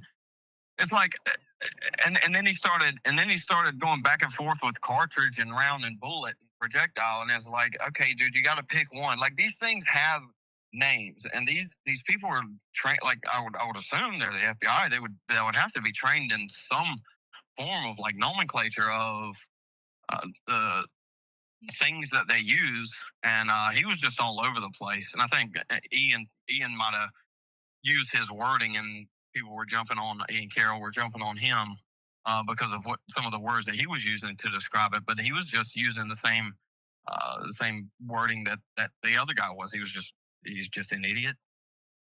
That's what I was because the 223 round you're talking about, what was the explanation was that there was an officer positioned there and he cycled, and so that's why the bullet was found there, because it wasn't shot, it wasn't expended, it was just a extra round. Yeah, supposedly. Yeah, and I mean that did catch me. I'll be honest with you, because I don't understand why you would have just randomly cycled over in that location. Listen, that round would have been accounted for far before this court. That round would have been accounted for when he was getting off shift. When we change shifts, I don't know. I mean, I would assume they do it in the police department also. You count your rounds. I mean, what did they expect people to go out there and just, you know, send a few in the air? No, it's just like all these things are accounted for. I'm curious. Well, you don't think he maybe was a nervous guy? Maybe he got nervous when everything went down. That's why why he maybe cycled the rifle for no reason. And Even still, there's accountability there. There's like redundant accountability. So let's say you load a 30-round mag or a 10-round mag. I don't know what they got over there, but let's say you load a 10-round mag and you go get off your shift to count your rounds, because that's what you do. You don't just assume things. Right. You take them out. You take it out of the mag. You got 9 rounds. Now that has to be reported. And so, was that never sent up? Like, that's a major question for me too. Or is he just running around shy for 10 fucking months? The answer is obviously no. Yeah. Well, you don't think that he could, if he's a new guy, he's like maybe just like not checking or just being lazy? You know, could you attribute any of that to him? Just like, no, I mean, I can't, because there's redundant accountability. It's not just him vouching for himself. Like, these things are reported. Right. Other people have their eyes on it. And you're telling me he's going to get away with it for 10 months? Like, I just don't believe that. Yeah, especially if they, if there is an armory and it's being inventoried every night upon return, or on checkout, depending on how they do it. It could be different depending on different departments. I'll have to look into that then to see, because what you're saying that it wasn't even brought forward until recent, or do you think that might be? That I'm aware of. Or could that have been part of the evidence that they kept under wraps until revealing it at the trial? Well, it wouldn't have been able to just be kept followed on under wraps. kick. It would have been known throughout the precinct. This would be a major deal. Okay, Atlas, let's walk through this like really briefly. The cop that was on the building that was patrolling facing Charlie Kirk, that had a line of sight for him, is just missing around the day he gets shot. Like, that doesn't make any sense whatsoever. And I mean, this is a minor piece to the trial itself. It's just something that is so like outlandish to even think about believing, at least from my position, that I don't even know what to do with that. You're like, okay, yeah, he was just missing around the day Charlie got shot. He had line of sight 300 yards out with a 223 rifle. It's like, no, like, we can't just grant that and shove it under the table for 10 months. I guess from my understanding from when I heard it the first time was that it was an unspent round that was just cycled because the guy was nervously responding to the fact that shots had been fired. What I'm saying is, we don't know if it was spent or unspent until after it is found. He still has to report not having a round. Interesting. Okay, so maybe we'll see that in the trial then. I guess that's one thing we'll be paying attention to see if that it is brought forward in the trial. If they have the round and it's just being held in evidence there to be released at trial. Yeah, along with the other camera footage. The other 3 camera footage from behind Charlie Kirk that we're never going to get. That wasn't admitted into evidence that the TPUSA still has. We'll table that one for later too.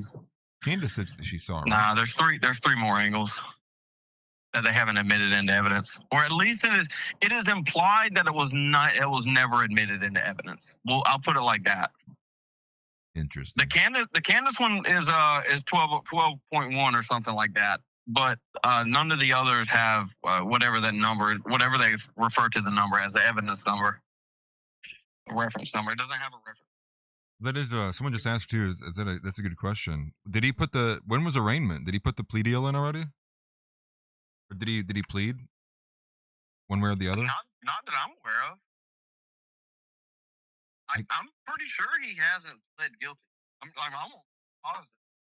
Well, I think he would have pled guilty by now with the preliminary. Yeah, otherwise we wouldn't be doing this. Yeah. That's it. Yeah, so I'm assuming if they're going on with the trial, I don't know when it's supposed to start then, right? We would imagine it's going to be starting very soon. They haven't given us a date for a trial day, but most people were assuming somewhere mid-September. That's crazy. Anniversary. Pull an anniversary. Bro, a Trials. year later we get the trial. That's crazy. That's crazy. I'll see if I We can got look hung it up up. on that, but I mean, there's a couple other things, like the defense, like their line of questioning makes me, and I was talking to a few other people about like their line of questioning, like they're heavily entertaining alternative theories, and I brought up the footage from behind Charlie that I don't believe is in evidence, because they were asking for it, and whoever the witness was like not giving them a straight answer at all. That's interesting. And yeah, no set date for the trial yet either. Not that I'm aware of, no. I'm curious if I don't think that they're going to get the death penalty, even if they do get a conviction. So, Dog, I mean, I don't think they're going to get a conviction. I mean, this is where I've been. even if Tyler Robinson did it, it's like from an actual like good faith analysis of this, like if that's all they have, or if that's most of what they have to even get to trial, like the prosecution doesn't have anything concrete, dude. Listen, I said months ago, I said just scan everything I've seen so far. I had a strong hunch we might get to the trial and he may find a way, whether mistrial or because of the extreme voluminous amount of evidence, that they're not going to be able to convict beyond a reasonable doubt.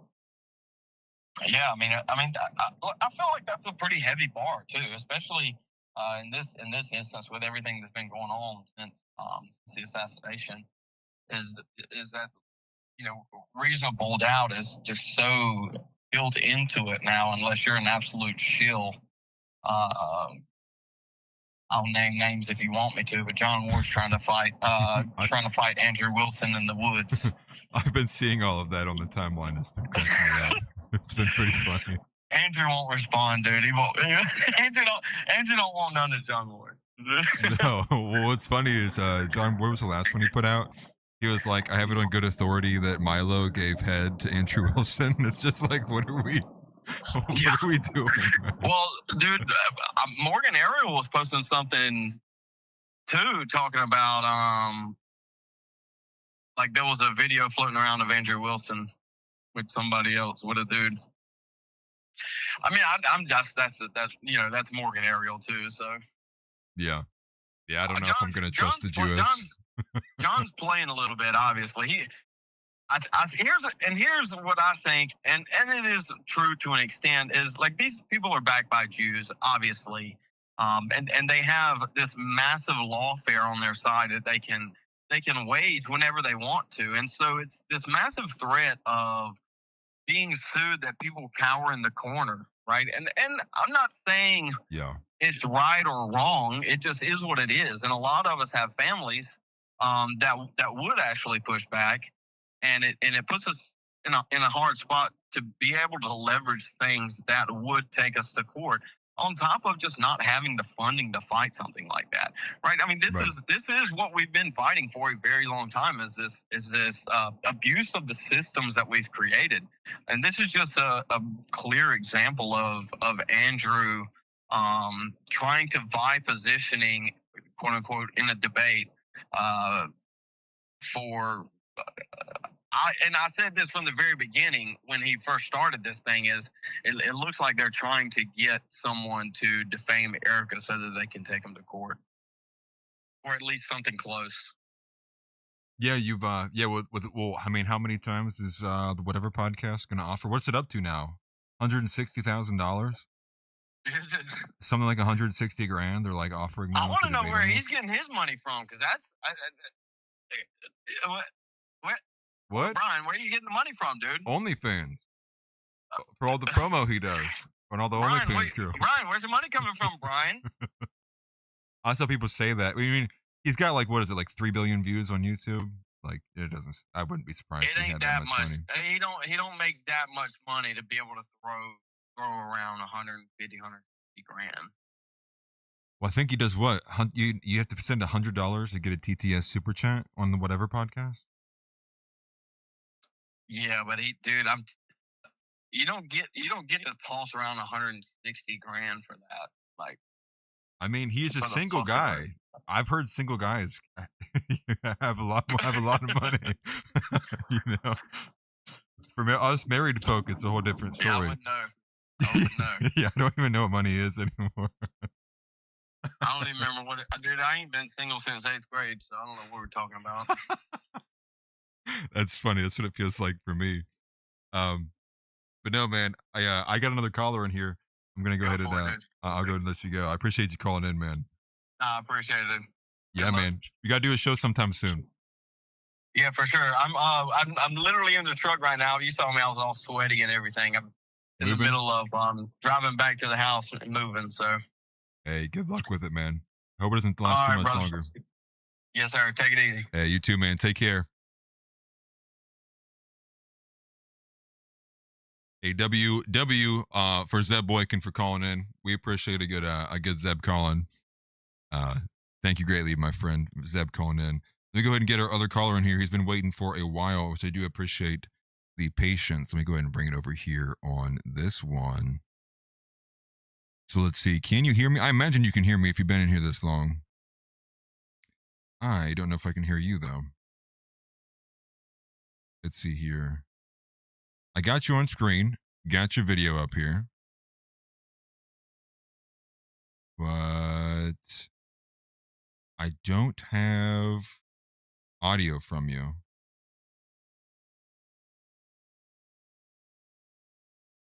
I'm going to request a couple different things. I'm requesting it on your side now. Maybe you change the permissions so I might be able to hear it. They're working now. Not muted. What about the headset earpiece? Request this one would work now.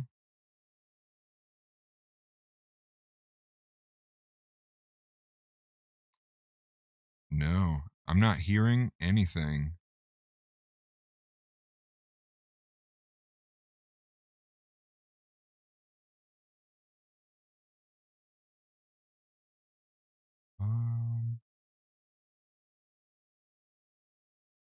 Stripped all the audio settings. His headset earpiece. I'm assuming you're connected to Bluetooth with something? His headset earpiece? No. Let me request go back again. Request this. Whatever default is.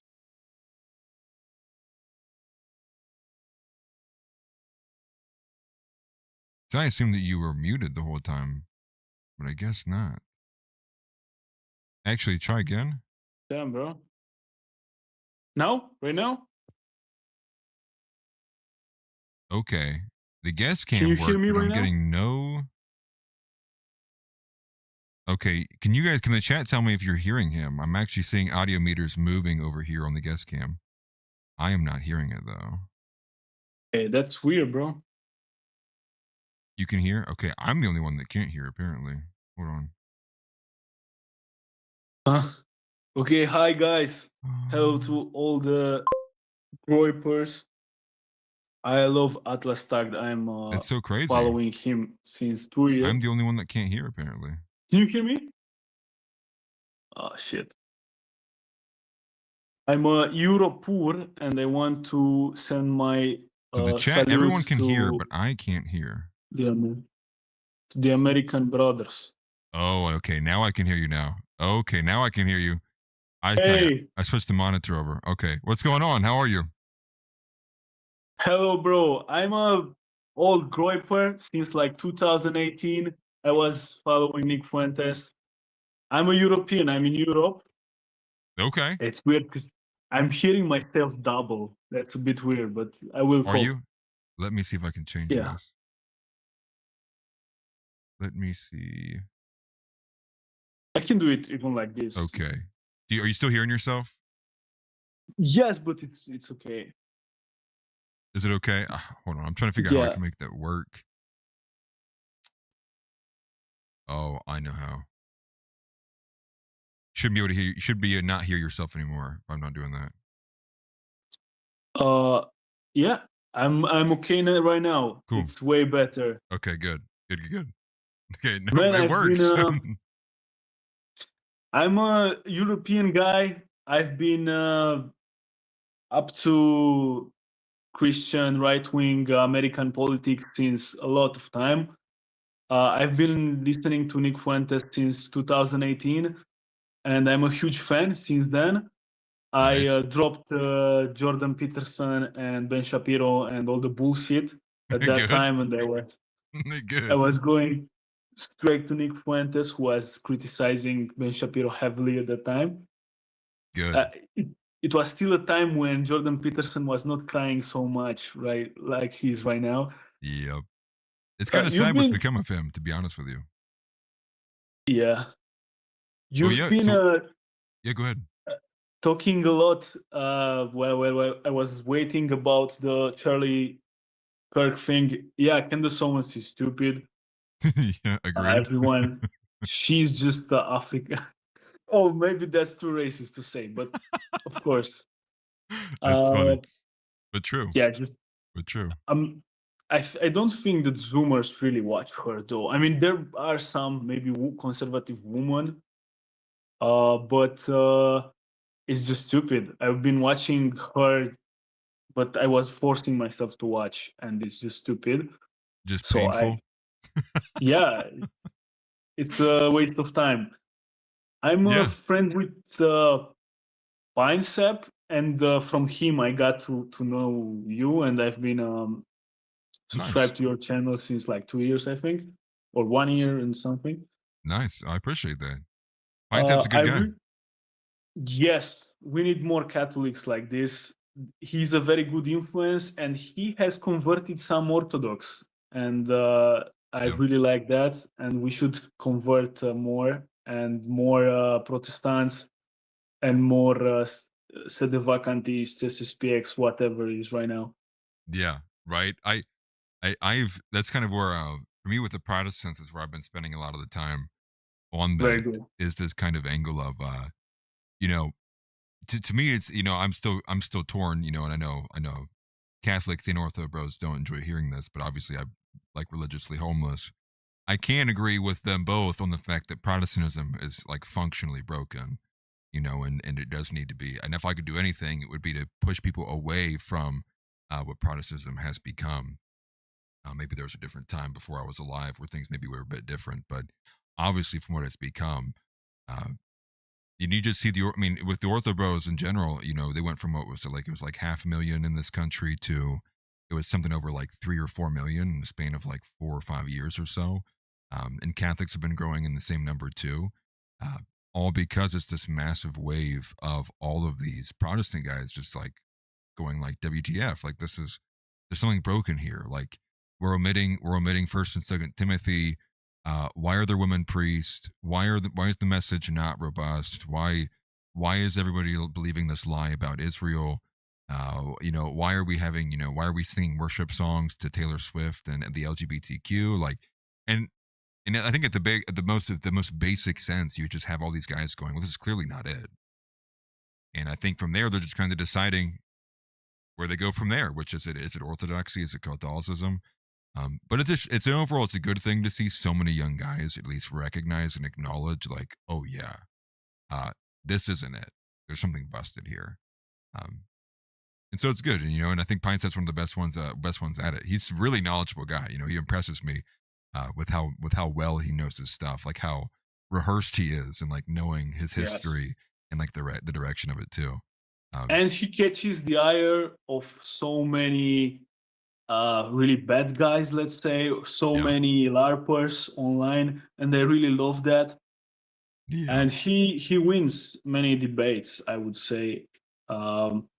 Well, I was actually coming into in order to talk a little bit about this phenomenon right now with the Muslims, with the World Cup and everything, and what Nick was talking about, because I've been listening to his.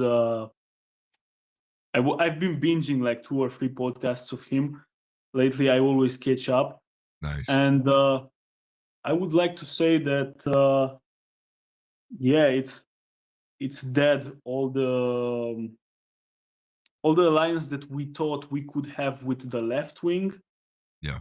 which wants to kill us, and I think this is the best line that we can take from what happened to Charlie Kirk. Yeah. Of course, also we have to do it in a way where we also continue to be firmly against Israel, against the Zionists. Right. We shouldn't, I think, go too much into the direction of shitting on the Muslims, but yes, we should shit on the Muslims because they are a piece of shit.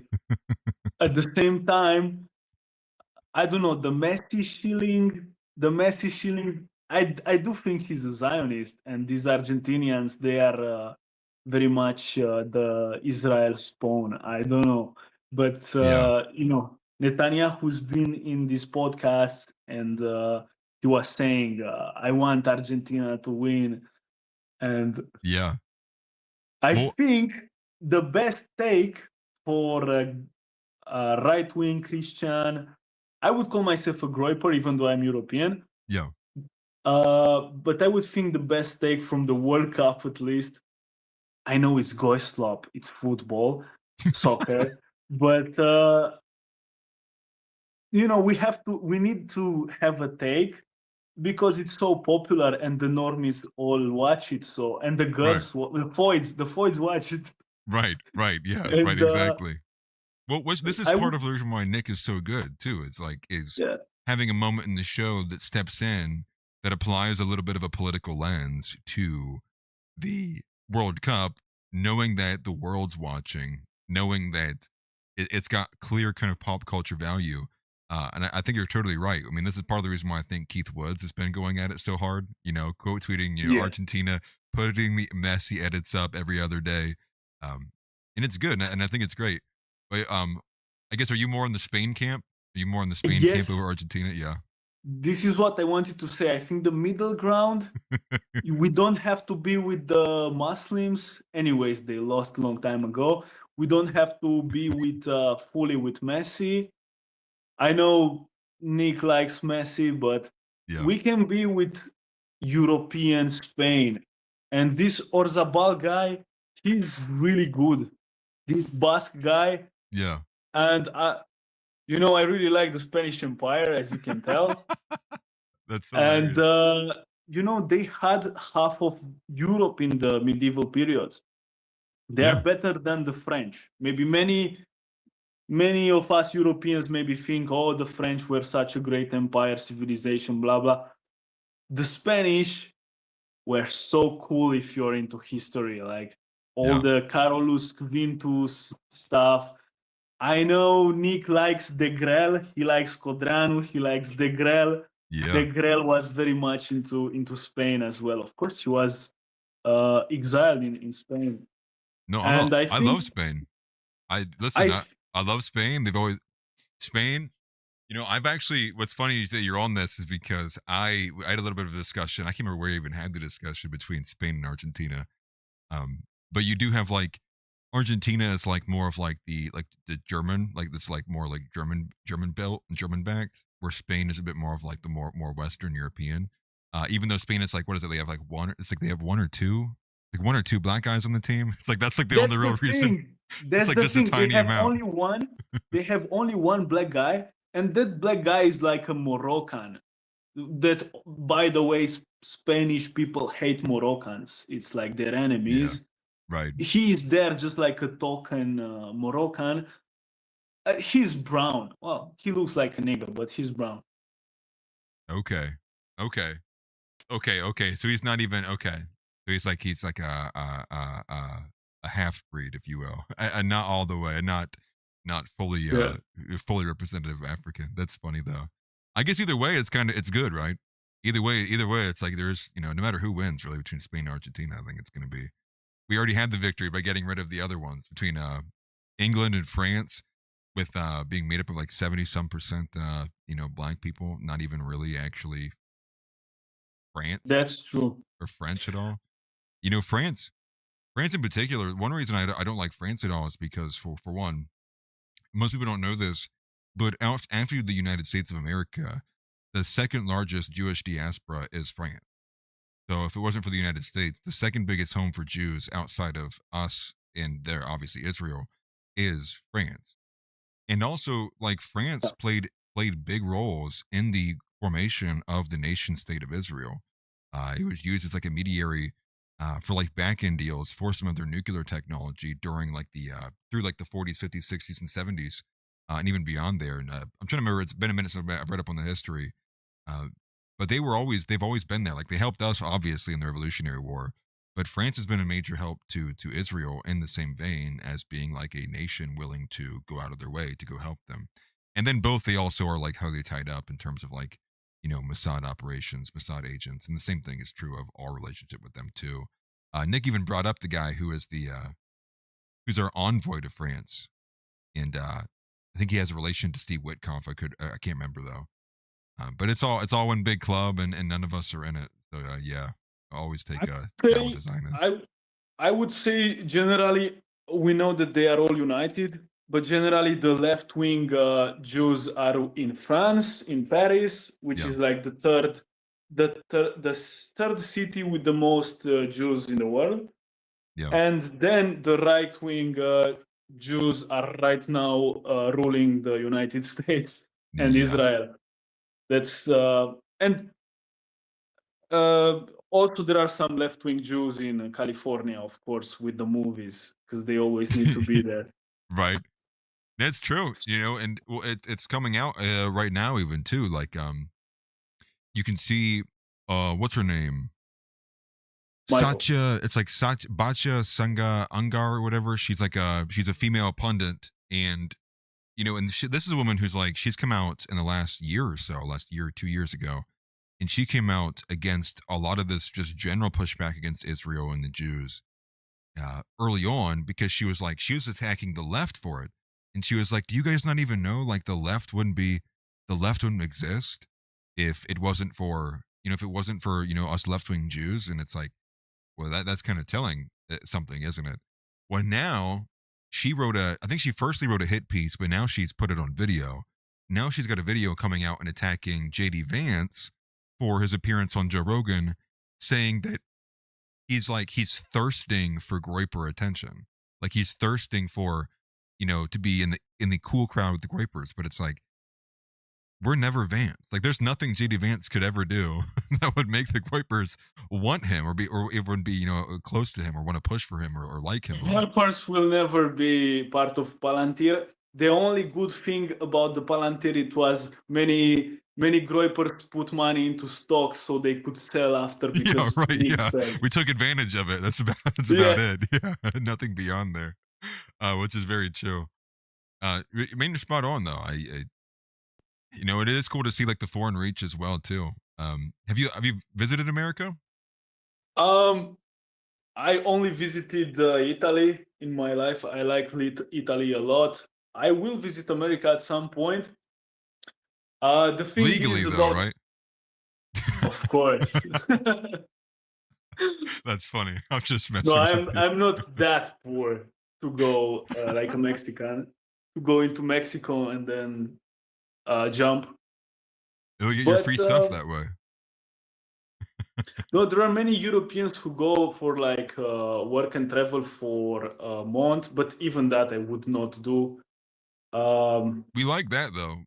We have no problem with the Europeans coming over here. It's just the white ones that we would like to see, not the other ones. Yes. And I would say the Spanish are still a white nation. Of course, they are not as insulated as the Anglos. Yeah. But they are still a white nation, and I think that the Latin race is it should always go hands in hand, as an ally with the Germanic race, we've made the medieval Europe, and many people are purists. Like you should be Nordic, you should be 100% like that or the other. But I think the best way for the future is, of course, main focus on Christianity, and then second focus on European race. Yeah, well, wasn't what about Christopher Columbus, right? We're talking about the Spanish Inquisition. Like, there's a lot of greatness inside of from Spain, and I think people really Yes. forget that. And most people. But do you know? Go ahead. Do you know also which is the most hated country by them boys in Europe? Spain. It is Spain, really. Like you see them talking about Spain many times, about the Inquisition and everything. But you know why? Because you kicked them out. Yes, they kicked a lot of them out into the Ottoman Empire, but also they converted a lot of. They were the best at converting them, because we can LARP and say, yeah, we should kick all of them, and maybe it's a good thing in a way, but at the same time, it's a great thing when a monk can help someone convert and stuff like that. It's rare, I know. Yeah. Maybe back then it was more common for people to be a bit more, I don't know, a bit more meek, because you need meekness in order to convert. Yeah. And stuff like that. Especially as a Jew, they are very proud of their delusion. Right. So they still hate Spain to this day, and they will hate Spain a lot of time. So we need at least the white Spaniards, the non-Moroccan ones. We need to have them in our camp all the time. I'm not a Spaniard myself, but I have a lot of Spanish friends, and yeah, I think even people from the chat, go search for the Carlist movement, go search for Carlist songs, the Spanish Civil War. It's a very beautiful culture, and I'm very happy to have a lot of friends there. Yeah, it's kind of wild because I think people, I mean, especially here in America, well, I mean, the average person's just stupid. I mean, that's just reality of it. But because of America and like our experience with Latinos is largely driven by Southern America. It's largely driven by like Mexico. So like, the average person, when they think of Latino, or just Latin in general, they can only think of like a Mexican, but without realizing that Mexicans are downstream from the Spanish and like in all the cultures that were there. It's like a mixture of Spanish with the indigenous cultures of the peoples that were there in Mexico, and it's like that's why they're a bit more brown. So it's why the difference is. You go to Spain. Go ahead. Everything that they have good is from the Spanish part, and there are still a little bit of them which are going into the steps of the former Mexican far right, the synarchists, which the synarchists have their roots. They have a very good doctrine based on Thomas Aquinas, based on Catholic doctrine, and they have their roots with the Cristero War. And the Cristero War, I think everyone should look up how it was, what it was about. They were very valiant men, very courageous men, and good roots. Who is it? Is that who is it? Is it? Am I thinking of Hernan Cortez? Is it Hernan Cortez who largely led a lot of the expansionism afterwards, like throughout the rest of Mexico after it was beginning to get established? Is that who I'm thinking of? His name was Hernan Cortez, right? Or Herman Cortez? Hernan Cortez? It was Hernan Cortez. Yes. The problem with Mexico, it was like with all the Latin Americas, it was Napoleon conquered Spain, or at least a huge part of it. And then Spain just has fallen out of a cliff. It could no longer keep its people in the Americas content. And a lot of Masons, if you dig up into the history and all that, there were also a lot of them boys who did the trade, a lot of shepherds who also intervened there.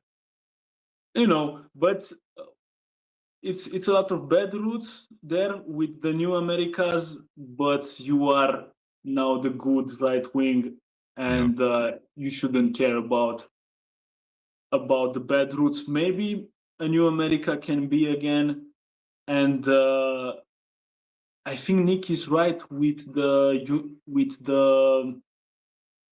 American focused geopolitical strategy, with the war in Venezuela and everything. Yeah. If we can have a Christian power in the Western Hemisphere, it's more realist than having it on the Big Isle, on Asia, on Africa. For the moment, maybe the Americans are our allies, and I'm a huge fan. Yeah, I've always long said if we were to be a much more like forward-facing Christian nation, and the expansion came in the moral sense of not only are we expanding because we're gonna own Canada, because it's basically like you guys lead Chaucer's anyways, and we're gonna own Mexico. Well, you're becoming Christian nations now. Now you're a part of Christian America, and I would wholeheartedly like, I'll sign up for the Empire right now. Like tell me where to go. I'll go down, up or south, right? I cannot raise the right hand because it's illegal, but I would, yes. That's crazy. That's crazy. I forget all the different laws you guys could operate by down there. But here in Europe is hell, bro. It is hell. All the laws that we have, you don't know how lucky you Americans are for having free speech. It's huge. That's what we hear all the time, and even for us, it's fragile at best, I would say, in terms of how free that speech is. We kind of got to always push the limits, and part of it too is like I think that's the only real reason it's even still around is because of all of the different appeals processes and like court processes we can go through to actually fight back. Because I think if America was in a position where it was like first edict went, I mean there would be no free speech in this country. It's all because of so many people going to court fighting all these like minor details on like wording and rhetoric in certain places and like really kind of defining the language of certain things that we even have the kind of iteration of it that we have now too. It's kind of like that thing, like water pressure. It's like no matter what you want to put there, it's like the pressure is always going to be there. Like the evil is always going to want to take away free speech. These people are always going to try it no matter what you do. So I do think that there's some things that are kind of like only a matter of time, so that's why I think it implies that we even go further. We get stronger, stronger. Is it legal? I think it is legal to do the Roman salute in America, right? Yeah, I can do it. I can do whatever. It's so sad that the salute that has such good roots in the Roman Empire, in the Roman Republic, our civilization, our European civilization, it was the Greeks, then it was the Romans. Yeah. And this salute was meant to be honor, to be something that unites the people. Yeah. Hail. And just because Mussolini copied it 2,000 years later, and then Hitler copied it from Mussolini, now in Europe, if you do it, it's in many countries, you go to jail for 10 years just because you do it in public. So you can't. So and what is it just called? Is it just called public? Is like disorderly conduct? Like what's the in charge? most countries? Yes. I think in Germany, even if you do it in private and you have like a photo and the police comes and see that picture that you have in your phone, they can arrest you even for that, for private stuff. But That's in most wild. Europe, it's only for public offenses, of course. I have a friend who had a picture in his that was his house was near the street, and you could see the picture from the street. So the police came, and he had to pay a huge fine. He was lucky because he didn't go to jail. Yeah. Because he had a picture that was not legal. It was with some Christian heroes that are deemed to be fascist, and That's insane. How do you guys like? So when you ask a question in school, like, do you guys like have to raise your hands like this? Like you have to completely like avoid. You have to avoid Yeah, like this section, this angle. Okay, that's right. That's crazy to me that like you could like how do you hail a taxi? Do you have to like you do it like from the side or something? like just wild. in Italy, they are a little bit. It's a little bit better with this, and I've heard even in schools now they have a better program. But even there, even in like the best European country like this, even there, you are very far away from free speech, very far away. That's unfortunate. And so how much access to like a website like X do you have? You know, because obviously Elon Musk bought it over and it's kind of overhauled it since he's gotten a hold of it. Do you guys have like limited access to X? Is it like not allowed on the app stores in certain places? From what I know, most countries have full access on it. I think in Germany, again, there are huge restrictions. Germany is like so cucked, bro. I'm so sad for Yeah, Germans. so I keep hearing It's, about. yes, it's It's sad. really sad. Yeah. Even there, though, I know there are some young people who are pretty based and who are making communities at like a local level. Uh, there is hope even for them, but they are by far the worst. And for most Germans, it's just they are just Sodom and Gomorrah, and you know how it Yeah, is. It's in the pictures. it's sad. Uh, And it's kind of but the same way so it's this reason why Germany is kind of rough the same way like America's rough. Like especially like on the black issue specifically America is because they hold slavery over America like it's the original sin. Uh and you know and like what we talked about on the group report and then earlier it's like but then they completely omit that it was like millions of white guys like white Americans who went and fought and died to free them. So it's like they always forget about that part, but then they hold it over your head like, no, you're the exact people who did it because it was America who did this.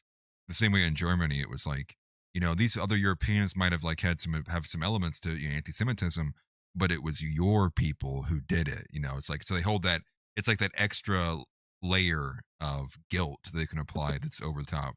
You know, the even regular. if you have like a very Christian, very nuanced take on the Jews, like I do. Look, I do not hate any race.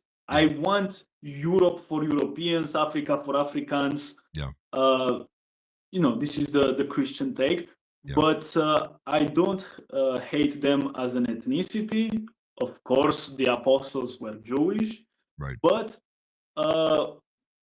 even like you have a Christian and then economic stakes because also they still own a lot of key industries. And if you say anything like this publicly, it's in Europe still and you don't have to go with hate.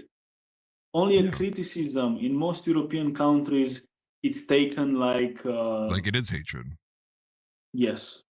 Yeah. So it's very I don't like the word, but it's very toxic because if you cannot criticize them at all, it creates more resentment, but it's like a very deep seated resentment that you cannot get out. There is no criticism. And for the future, it's going to be even worse and worse and worse. Right. While most of the population is just normie and doesn't do anything, it cannot even know about these things because there is very little Christian right-wing propaganda, very little Christian right-wing out media. of the radar. Yeah. Yes. That's why it's very important for you Americans to keep doing it because we cannot do it. No, I completely agreed. You know, and I think one of the best things I heard about that exactly because that phenomenon's getting ready to like it's starting up over here in America. That's some of the pushback that's happening because it's exactly what you're saying, which is you begin to build this resentment towards it because for one, you're not allowed to criticize it at all. Because if you criticize it, the criticism's automatically pulled and stretched to, well, that must be hatred. Or it's it's a dog whistle for something. They're trying to say like there's no way you can criticize in any way that's not like a red flag that you're like a raging anti-Semite or something. But beyond You know that, about Hilaire Belloc? He was like a Catholic theologian, friends with Chesterton. He has this book that Yeah. also Nick talked about like a year ago, sometimes at the Super Yeah. Chatter.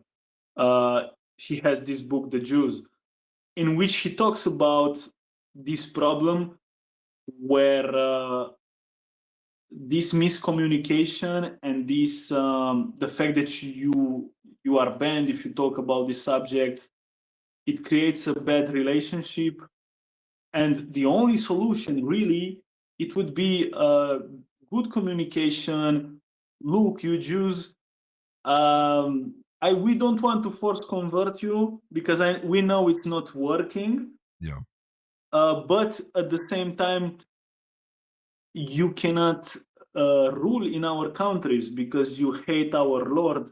You don't have the same religion. Yeah. You tend to want to have the economy because it's your survival thing.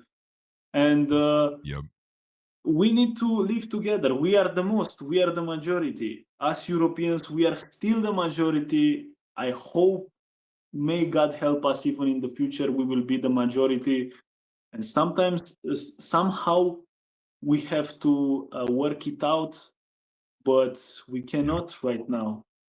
So Agreed. that's the thing. Sometimes in the future we need to find out a way, but I think the Western Hemisphere, the Americas, will have an easier way to go at it.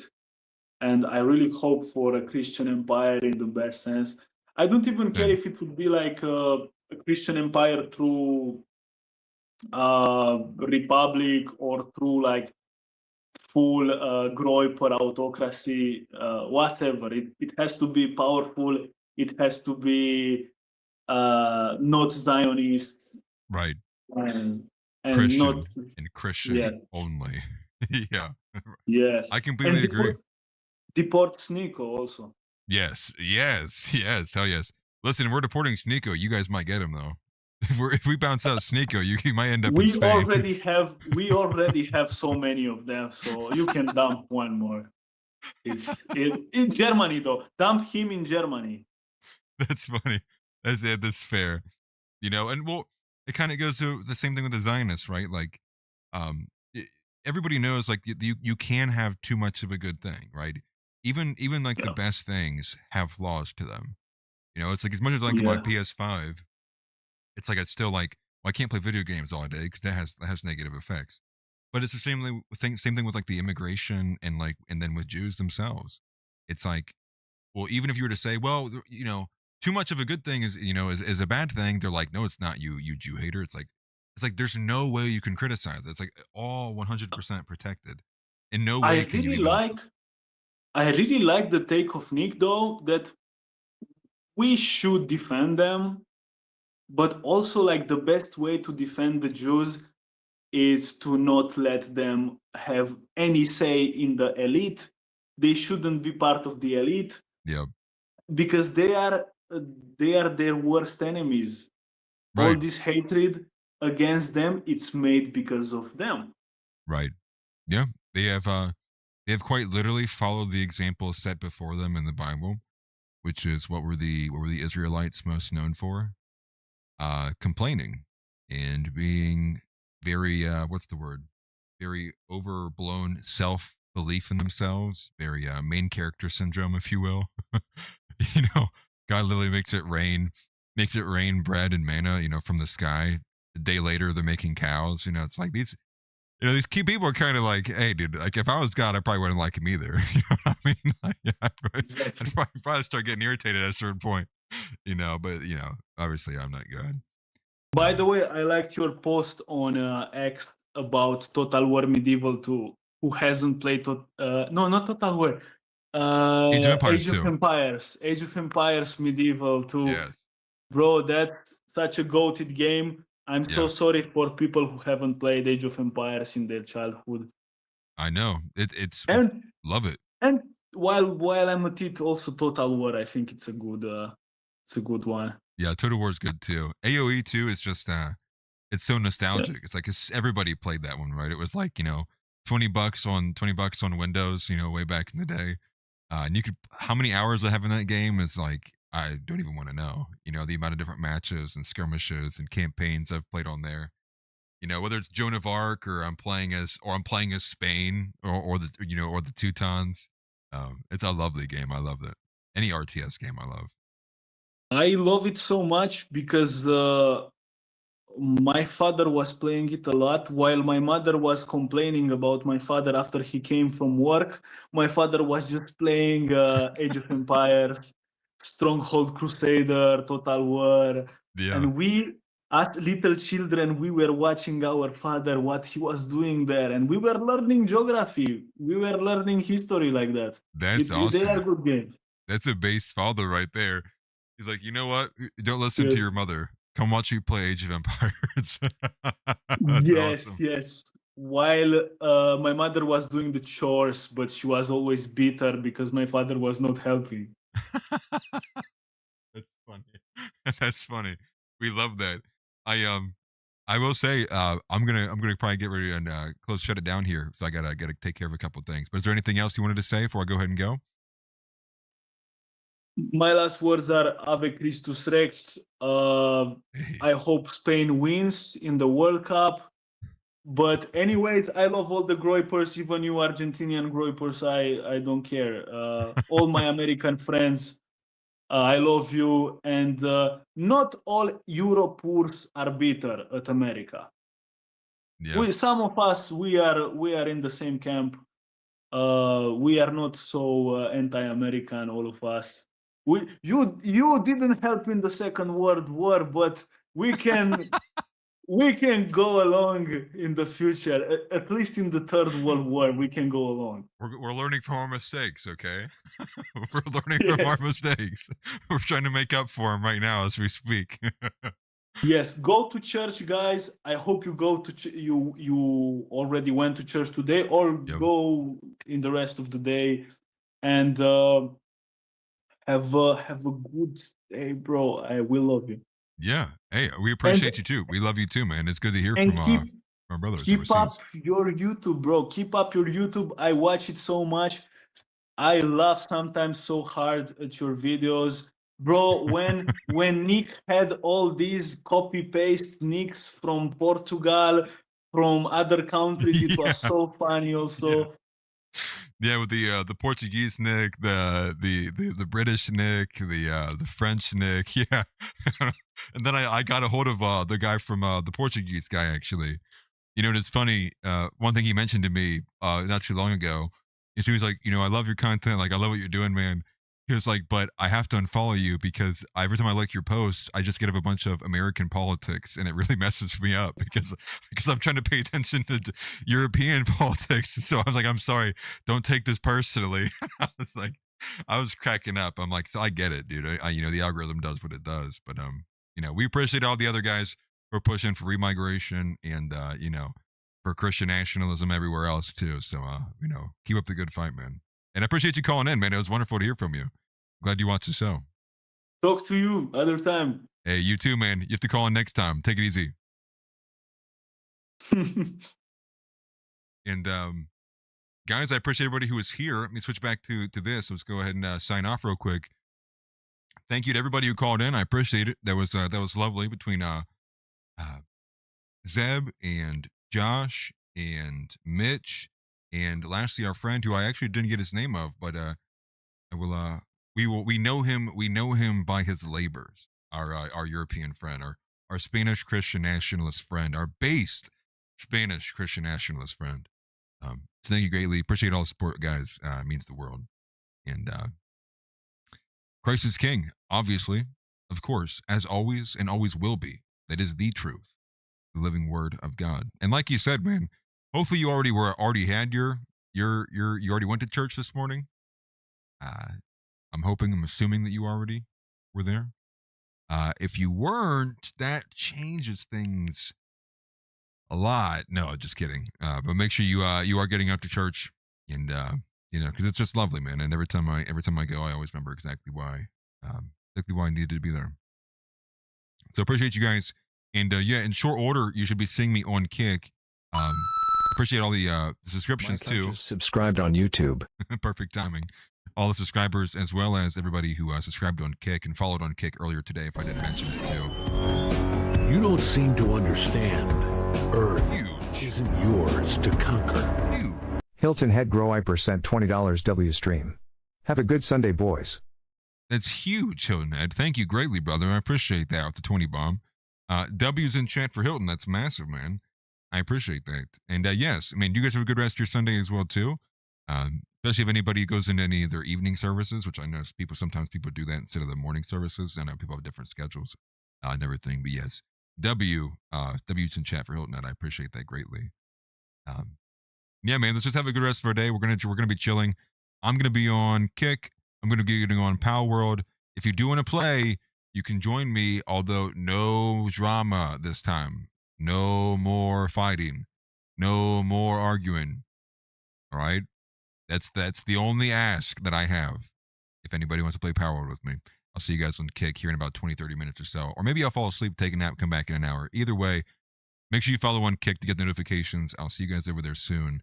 Christ is King, as always. And man, one day at a time, one fight at a time.